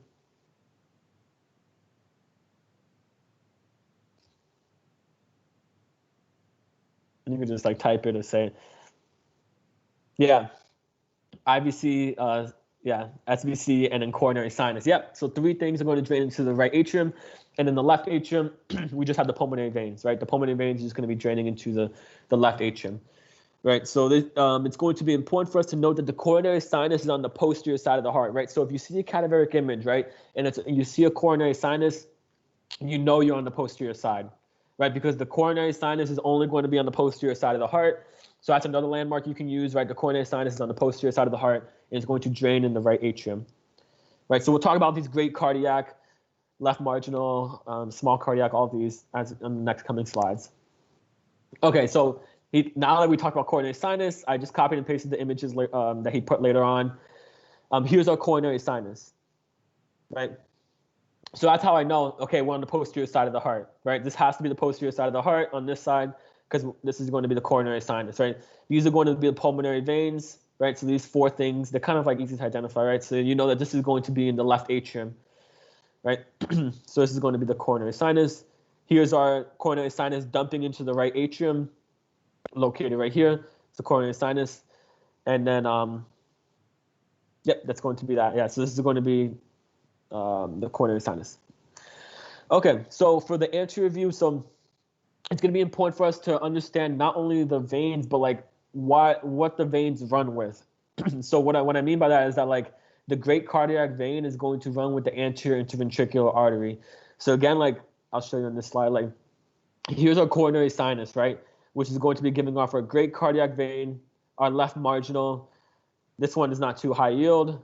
Our middle cardiac and our small cardiac, right? So these veins are actually going to run with the major artery branches, right? So for example, our LAD, right, which is like obviously one of the most major arteries in the heart, right? Our anterior interventricular artery, our great cardiac is going to run with that, right? So you see the great cardiac running with it, right? Staying like right along here, right? So obviously when it drains, it's arterial supply. The great cardiac is right there to pick up the blood, right? After it's going to become deoxygenated. So that's the great cardiac vein. The left marginal vein is going to run with the left marginal artery, which is great, right? It just says it in and of itself. So that's one that shouldn't be too hard to remember. But the way I like to remember is like great cardiac vein. It's like great, like, you know, like extravagant. Like it's going to be running with the largest or the most important artery, the LAD. It's going to be the anterior interventricular artery, right? The small cardiac vein, that's going to run with the right coronary artery and the right marginal artery. As you can see here, I only put the stars next to the ones that we need to know. So you don't have to like, we talked about the great cardiac already, but like, so small cardiac vein, it's located right here. What's it doing is that it's running along the right coronary artery, and once it gets to the anterior side, it's actually going to run with the right marginal artery, right? So you can see it right here, coming towards the anterior side and running with the right marginal artery, right? So you can see small cardiac vein running with the right coronary artery, and then again, it goes to the anterior side, and then it runs with the right marginal artery. Right, and then we have our middle cardiac vein, which is going to run with our posterior interventricular artery. Right, so that's our middle cardiac vein right here. So again, our great cardiac vein, it's so great, it runs with the LAD, the left anterior descending. Our middle cardiac vein is going to run with the posterior side, the posterior interventricular artery. And then we have our small cardiac, like we said, which is running with our right coronary, and just makes like a little turn with the right marginal. And then you also have your your left marginal vein, like we talked about, runs with your left marginal artery. Right, so it's not too many things to remember, but hopefully those tips help you remember in regards to what vein is running with what artery. Okay, so which vein runs with the left anterior interventricular artery? The great cardiac vein, small cardiac vein, middle or left marginal vein?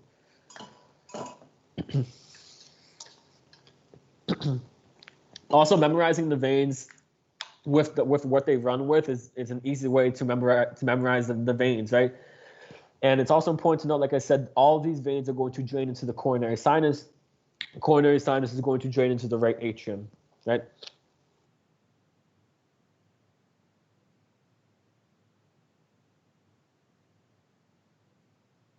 Okay, I'll give you a few more seconds.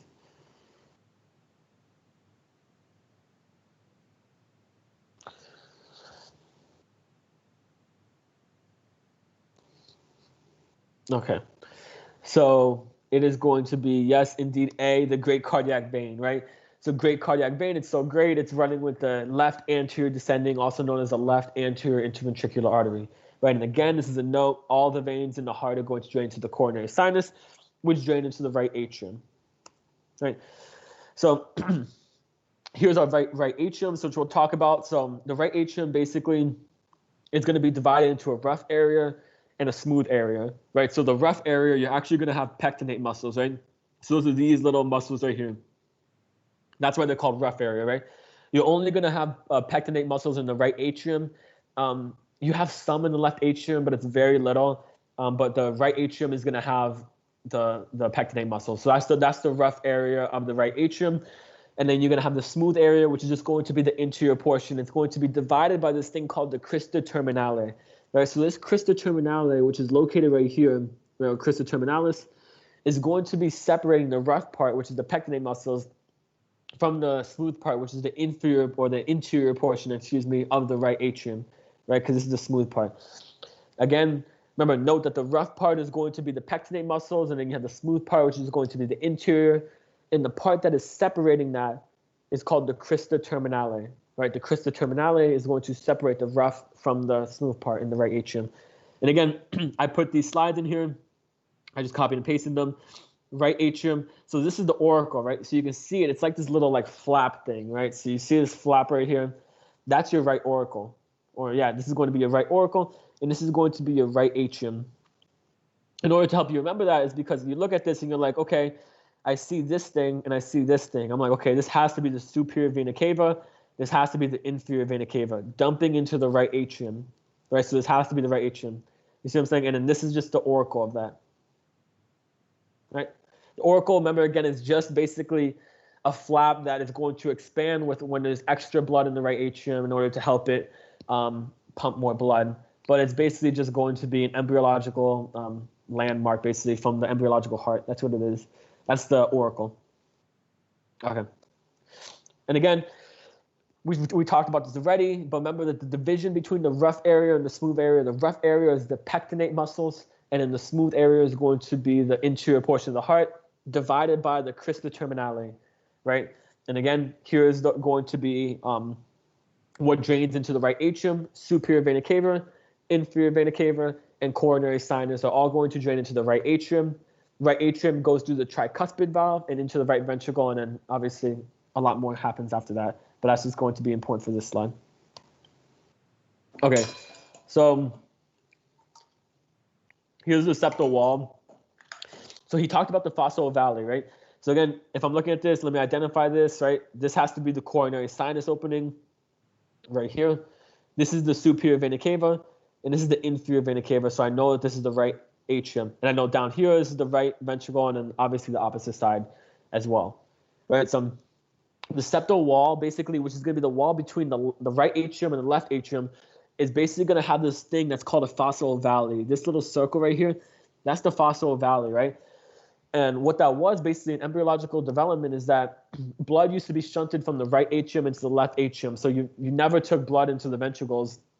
And the reason why is because the ventricles, the right ventricle specifically, sends blood to the lungs, right? And the lungs don't develop until like the 26th week or something like that of development, right? And your heart develops like within like the super early, like the 3rd week, right? So the reason why you can't pump blood to the lungs is because you don't have lungs, right? Or your lungs haven't developed in while you're developing, right? So that's why they have this like fossa valley, is in order to pump the blood from the right atrium into the left atrium, right? But when you give birth and the child comes out, you want to make sure that this is patent, or you want to make sure that this is closed, right? So that the blood doesn't flow from the right atrium into the left atrium, because the ventricles have to take blood into the lungs so that it becomes oxygenated, right? So that's what's really important about this fossa valley, and that's why it's like a remnant, like we said, of development. And here's like a picture right here showing what happens if you do have a patent foraminal valley, which means that the foraminal valley is not going to be closed or shut, right? You can have blood shunting from the right atrium into the left atrium, which is obviously not good because then you have deoxygenated blood going into the left atrium, mixing with your oxygenated blood, which is not good, going to the rest of your body and making you hypoxic, right? So obviously that's not going to be good if it's severe, right? It can make you hypoxic, so you don't want that to happen. And again, that's your fossa valley, right? So I just basically talked about everything that happened on this slide. So yeah, that's going to be that. Okay, and then the right ventricle. So basically, what's important to note about the right ventricle is that it's going to have 3 papillary muscles, right? So 3 papillary muscles. You have an anterior, a posterior, and a medial. Right, so the way I like to think about it is because like you have the tricuspid valve, right, which is going to separate the right atrium from the right ventricle. Tricuspid, think 3, right? So it has 3 papillary muscles. When we talk about the left ventricle, it's usually going to be associated with 2 papillary muscles, because bicuspid valve, bi for 2. So we'll talk about that. That's why I put this little helpful tip here, in order for you to remember that the right ventricle is going to have 3 papillary muscles, right? And he talked a little bit about systole and diastole. So basically what that is that systole is that when the ventricles are contracting, right? So when the ventricles contract, they're actually going to send blood up, depending on the ventricle, right, to the pulmonary trunk or the aorta, right? But diastole is when blood is just flowing from the atrium into the ventricle, right? That's just a natural process based on pressure differentials, right? That's going to be that. But again, you have an anterior, posterior, and medial. And what's important to note is that the moderator band is attached to the anterior papillary muscle, right? So you see this moderator band right here. This is the moderator band attaching to the anterior papillary muscle, right? So what it's doing is that the moderator band is attaching to the septum of the heart, right, which is like the middle portion of the heart. And whenever the ventricles are contracting, the moderator band is basically like pulling on the septum to make sure that everything is contracting on the same time, right? Because you don't want your right ventricle and left ventricle to be contracting like at different times, right? So you don't want things to be out of line, which is why you have that moderator band in the right ventricle, right? So that's going to be important to note as well, right? And we'll talk about the rest later on. Okay, so here's our right ventricle. Here's our tricuspid valve. And this is going to be the tricuspid valve. And this is going to be the tricuspid valve as well. So a helpful tip again, tricuspid, think 3 papillary muscles, right? Okay. So for the right ventricle, again, I just copied and pasted these. So again, we have 3 papillary muscles, tricuspid valve, think 3 papillary muscles, right?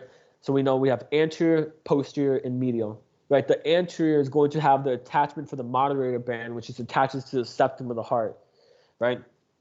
We also have our trabeculae carinae. I know this is why the nomenclature is going to be important to know, because a lot of these things start to sound the same, right? But you have to be able to separate which one's which, because trabeculae carinae is in the right ventricle, right?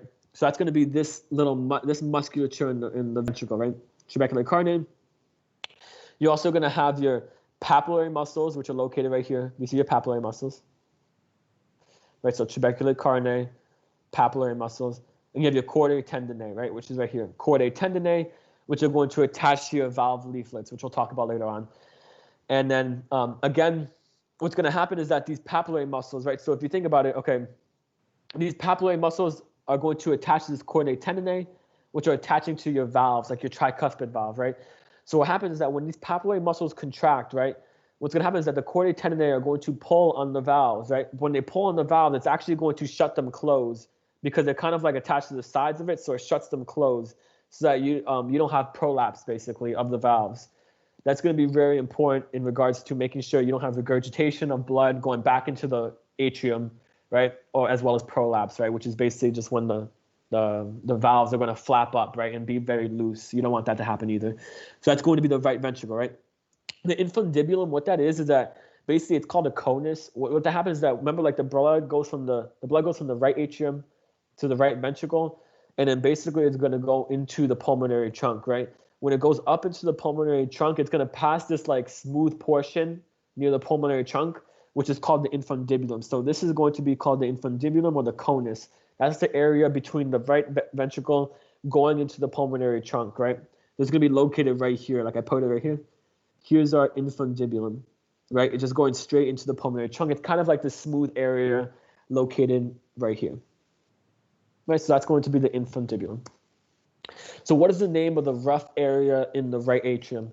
Trabecular carne, pectinate muscles, crista terminalis, or the papillary muscles?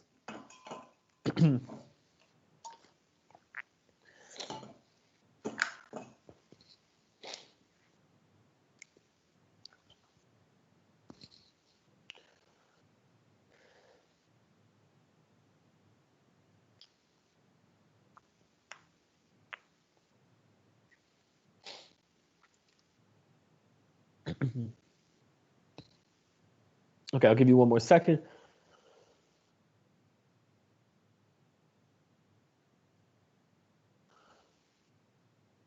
Okay. So yes, it is going to be B, the pectinate muscles, right? So I want you to understand the differences between these names because I guess trabecular carne and crista terminalis, like these things start to sound the same, but you have to be able to separate them, which is why I put this image right here. Here's our pectinate muscles, right? They're going to be like the rough area, right?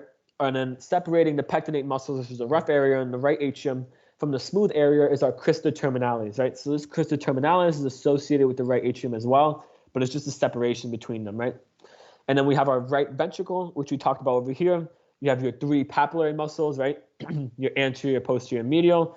And you also have your chordae tendineae attached to your valves, right?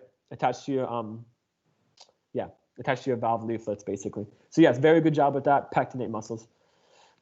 Okay, so the left atrium, like we said, is mostly going to be, it's kind of just like a smooth area, basically a smooth wall chamber. The roughened area is the auricle. We talked about that. We have auricles on both sides, right? You're going to have the left auricle as well as the right auricle associated with the atrium. They just expand when there's extra blood, right? This is a remnant of embryological development, like we said. And the pulmonary veins, again, are going to lead into the left atrium, right? So this is going to be our left atrium. This is why I say, like, we don't have that many pectinate muscles, like, associated with the left atrium, right? It's mostly associated with the right atrium. And here's our auricle right here. Again, like when they said, like, the rough area is the auricle, like, you see it here, like, it's a little rough area. The auricle is, like, a little bit rough, but mostly the left atrium is going to be smooth. Okay, so here's going to be the differences between all of the left atrium and the left ventricle. So we'll start with the left atrium. So I summarized what he put in this paragraph here. Like we said, we've talked about this before. The lungs go into the pulmonary the pulmonary veins. Pulmonary veins are then going to go into the left atrium, right? And then the left atrium is going to cross the mitral valve, also known as the bicuspid valve, right? Mitral and bicuspid valve are the same thing. And it's going to go into the left ventricle and eventually out the heart, right? The left ventricle, also known as the left atrium, is not going to have, the left ventricle is not going to have a moderated band, right? So there's no moderated band. There's only a moderated band on the right ventricle, right? And again, the left ventricle, you're going to have two papillary muscles because, remember, bicuspid valve, also known as mitral valve, right? So bi, think two, so it has two papillary muscles, right? So that's where I like to remember that. That's going to be our bicuspid valve, right? So here's going to be the pulmonary veins, right? So these two things are the pulmonary veins right here, draining into the left atrium, right? So these are going to be the pulmonary veins into the left atrium. And then you have your left atrium right here, this entire thing, right? So these are the pulmonary veins, and these are the left atrium. Here's going to be our left auricle, right? Our left auricle, it's a little bit harder to see than the right auricle, but what helps us remember this is that the left atrium is mostly going to be like on the posterior side, and it's pretty large, right? It entails, whenever you see the pulmonary veins, right? That's the entire left atrium, basically, right? So you see all these pulmonary veins. This entire thing is the left atrium, right? But this little thing outside of that, because these are the pulmonary veins, right? This little thing right here is the left auricle, right? So the thing that's right attached to that, but it's not part of the ventricles, right? That's the left auricle, right? So I'll help you identify the left auricle. So it's going to be the atrium in regards to that. But again, the left ventricle, which we'll talk about on the next slide, is still going to have trabecular carinae. It's still going to have the pectinate muscles as well as the chordae tendineae, right? So here's our left ventricle, right? This is going to be our interventricular septum, which is going to be separating our left ventricle, which is located right here. This is our left ventricle, from our right ventricle, which is on this side, right? This is that little wall, basically. The wall in between the left ventricle and the right ventricle is called the interventricular septum. That's just the wall separating the two, right? So this is the left ventricle, and this is the right ventricle, right? Here's our mitral valve, right? This is going to be our mitral valve, which is also known as our bicuspid valve. And this is going to be our left ventricle and our right ventricle. So you can see, look how large the left ventricle is in comparison to the right ventricle, right? It has so much muscle because it needs to be able to pump at high pressure and high force to shoot blood out into the aorta, right? It needs a lot of muscle and a lot of force in order to do that, right? Which is why the left ventricle is so large. And then this is going to be the interventricular septum, right? It's kind of like C-shaped, right? It's going to be separating the left ventricle from the right ventricle, right? Those are going to be those. And again, this is going to be our left ventricle. Here are our two papillary muscles, right? This is going to be our two papillary muscles attaching to the valve leaflets, right? And again, helpful tip, bicuspid valve, think bi for two. It's going to be two papillary muscles. And these are going to be the chordae tendineae, right? The chordae tendineae, which are going to be attaching to the leaflets, right? If this is the left ventricle, it's attaching to the bicuspid valve, also known as the mitral valve. Right? I hope these like landmarks help. Okay. Cool. Okay, so which statement is going to be false? A, B, C, or D?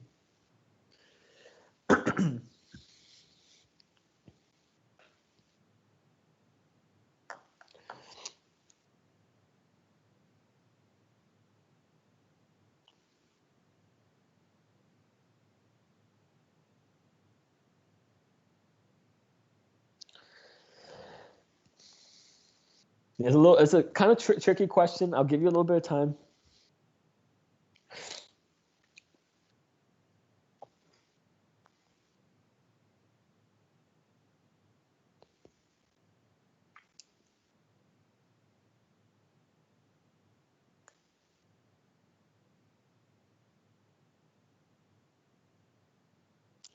Okay, so yeah, you all are really getting it. Yeah, that's good. It's going to be D. Yeah, D, the moderated band. I didn't trick you. Good job. It's actually going to be instead of the posterior, it's actually the anterior papillary muscle, right? So the right ventricle indeed does have 3 papillary muscles. The left has 2. The right atrium, the rough part is called the pectinate muscles, and the part separating that is the crista terminalis. And then the moderated band in the right ventricle is going to be actually from the anterior papillary muscle. So yes, that is going to be good. Okay, so heart sounds, position for listening to the heart, basically valves are indicated. So again, basically because that is where the blood is going to. So basically, why do we listen to these heart sounds in these certain areas? We listen to them because that's where the blood is going to, right? That's why it's the easiest to separate which area is which. Like for example, the aorta is going to be on this side. The pulmonary valve is on this side, the tricuspid is on this side, and the mitral valve is on this side. I would note, because I think this is important, that the aortic valve is going to be more so associated, when you want to hear it, it's on the right side of the sternum, right? So if you want to hear the aortic valve, it's on the right side of the sternum. But when you want to hear the pulmonary valve, it's actually on the left side of the sternum, right? So I would note that. I remember that being important for some reason. Okay, so aortic valve is on the right side, pulmonary valve is on the left side. Here's the tricuspid, and here's the mitral, right? So I would know exactly where these are in regards to the sternum.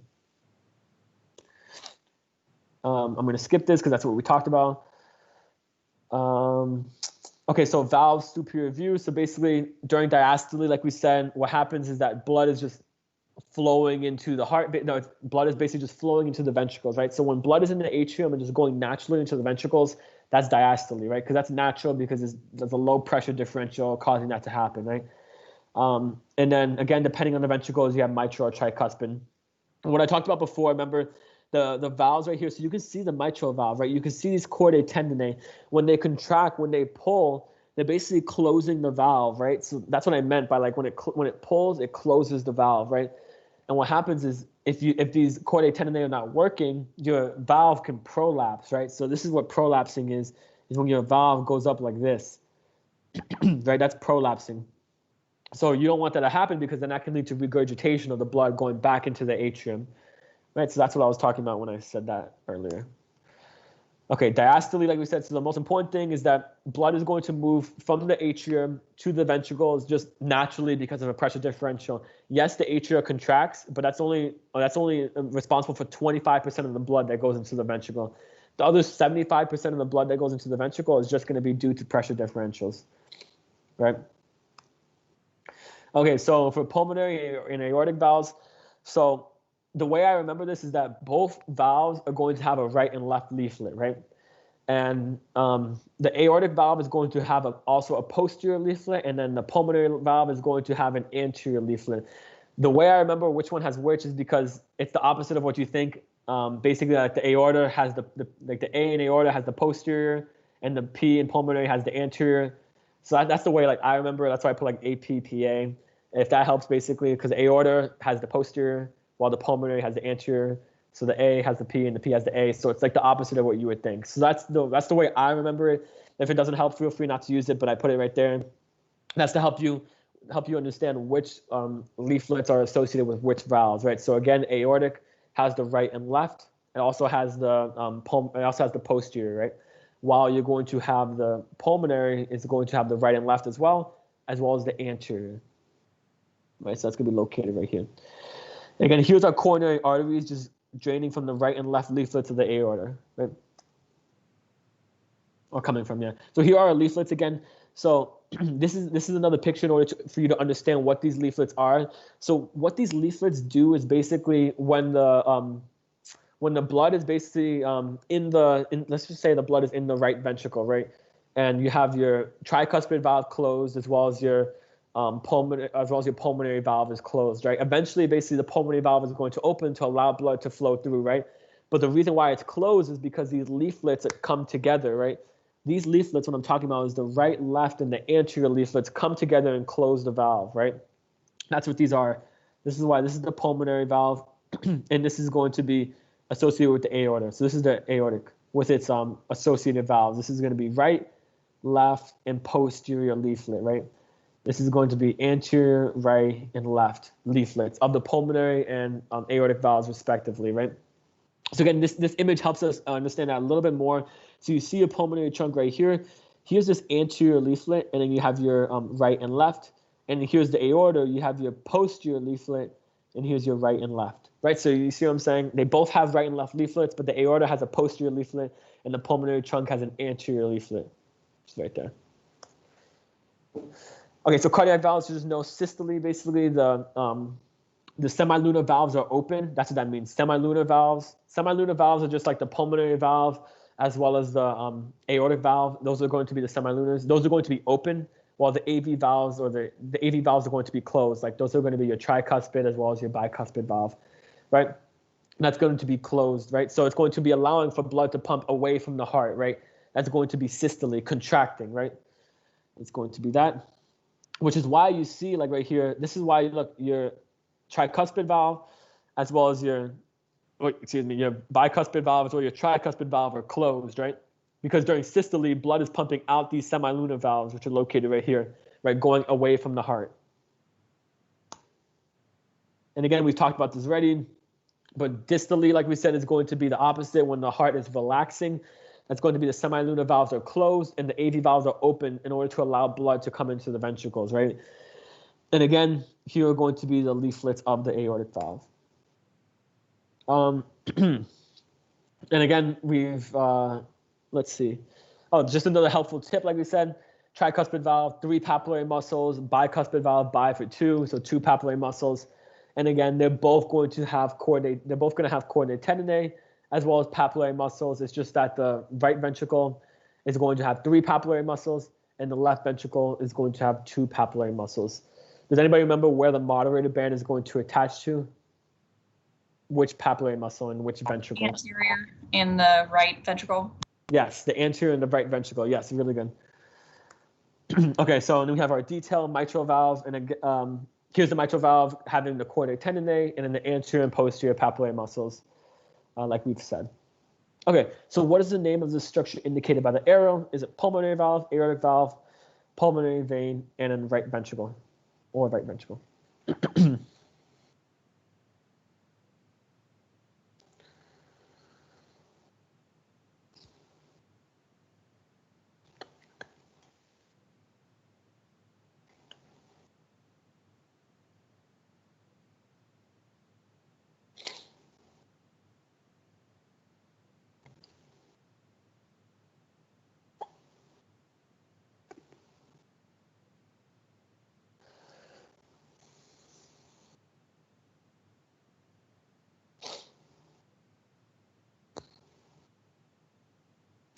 Give you one more second.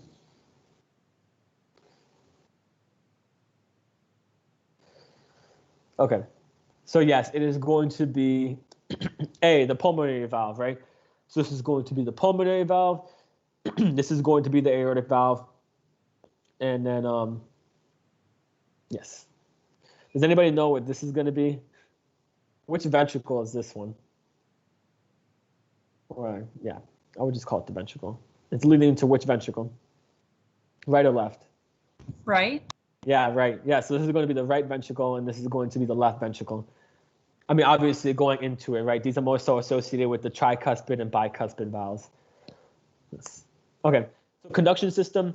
So the conduction system is pretty simple. It's basically just going to be going from the SA node to the AV node, which is just going to be located right. It's kind of like located over here, like roughly right here, into the bundle of His, and then it's going to go into the right and left bundle branches. What this conduction system is basically you have like the vagus nerve as well as other nerve supplies that are going to be attaching to the or sending signals to the SA node, right? It's going to send either parasympathetic or sympathetic signals to the SA node, and basically the SA node is then going to conduct the signal into the heart, whether to like slow down the beats or to make the beats faster. That's what the SA node and the conduction system is important for, right?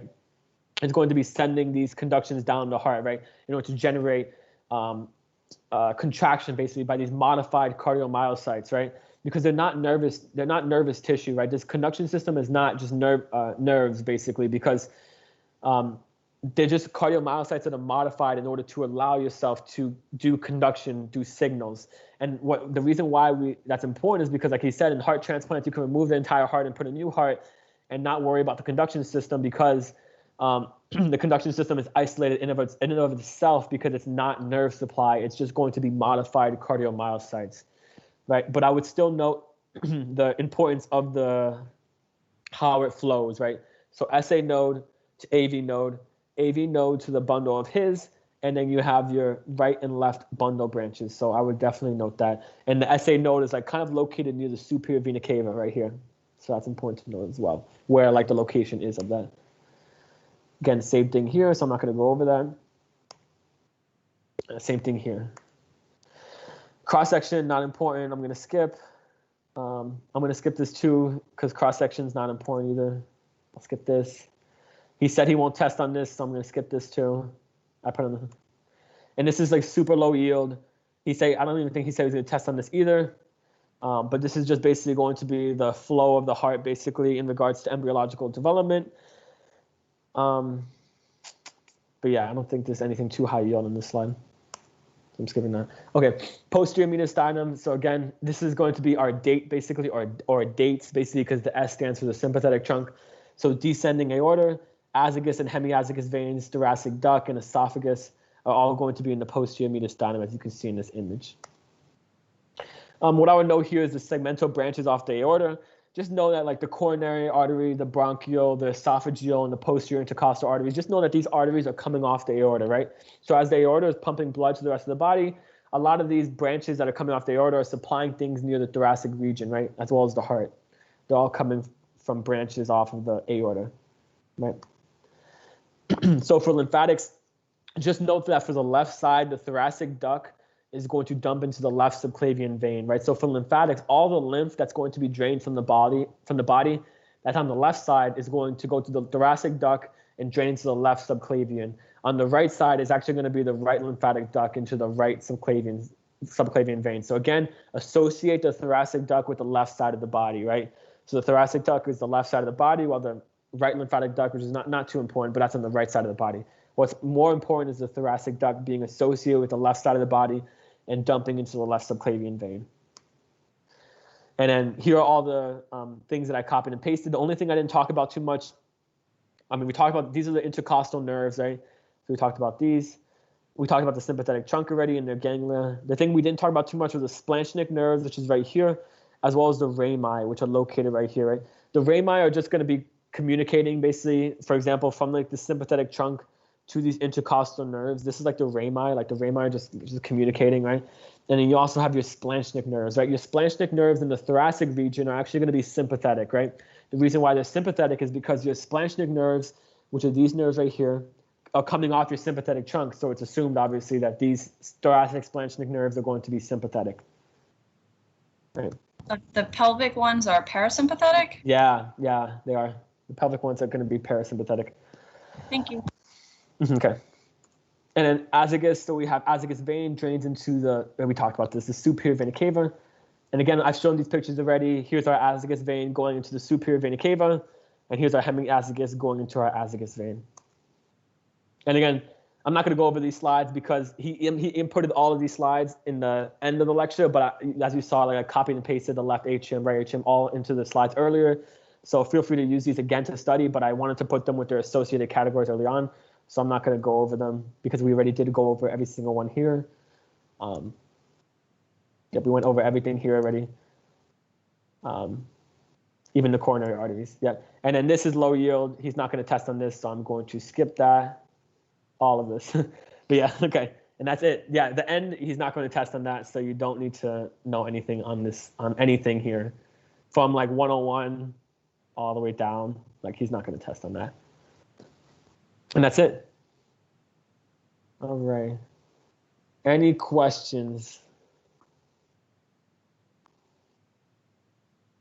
before I let you all go? Yeah, of course. Yeah, no problem. I hope it wasn't too much information. I know the heart was a ginormous lecture, and it was a lot of slides, but we tried to get through it as clear as possible. So hopefully those lectures definitely helped. You generally try to put the cadaver pictures of the slides appropriate. Yes. So like whenever he talks about the left atrium, like I always try to, in my notes, if there's a cadaveric image associated with it, I'm putting it there because like if he's talking about it, I'm going to put the image in there, which is why I didn't talk about it at the end. So if I did miss it, it's also associated in the end, but I'm pretty sure like I got almost all of them associated with where they are. How would you make a study sheet for the heart lecture? So depending, like if you like to draw things out, I would draw it out. I mean, you don't have to be a good drawer. I would draw the heart out and I would just start naming everything basically. So you could like name the heart basically, and then you can draw out like the ventricles and the atrium and start naming, okay, these are the papillary muscles. These are the coordinate tendae going across them. Here's the trabecular carne. Then you can draw the ventricles and the atriums in and of themselves in their own category, right? So a lot about the heart is knowing like all these structures and where they're located. And then the branching, obviously for the coronary artery and the coronary veins, that's just going to take a lot of memorization as well as drawing them out as well, because you could draw those out and help you remember the typical flow of the, I would like draw the arteries in red and then draw the veins in blue in order to help you with the typical flow. Okay. Justin, can you briefly go over again just those thoracic nerves real quick? Yeah. Thank you. Of course. Let's see. Right here, right? Yes, sorry. I forgot to put my mic back on. No, you're good. You're good. Okay, so the thoracic nerves. So basically, you have your intercostal nerves, which are right here. These are part of your intercostal nerves. Are the ones that are part of your vein, right? Remember your vein, artery, and nerve. This is your intercostal nerves coming around. Here's our sympathetic trunk coming straight down and supplying sympathetic innervation to the entire thoracic region as well as other places. But these are the little bumps that you see in the sympathetic trunk. Those bumps, like in a cadaver, it's easy to see like these ginormous bumps coming along. Those are the ganglion. So like this is like a little bump. This will probably be like another bump associated with the ganglion that are a part of the sympathetic trunk. And now is that between like each rib level kind of thing? It depends. It varies, but it's just like a bumps in between. Like, yeah, it depends. Actually, it varies. I think. Okay, it's kind of hard to see the bump. Yeah, it's hard to see in this image, which is surprising because when you're in gross lab, it's pretty easy to see them. So. Okay. Yeah, this would be it right here. And then the splanchnic nerves are just going to be branches off of the sympathetic trunk that are supplying the thoracic wall, et cetera, and all those other things. And here are the rami that are just like little short ones that are just communicating, basically. Okay. And the rami do where? Where do they intervene? Rami are just connecting, basically. They're just going to be connecting into other nerves. Basically, that's what they call communicants. Communicates, basically. They just connect to other nerves. Gotcha. Okay. Thank you. Yeah, of course. Okay. Any other questions before I let you all go?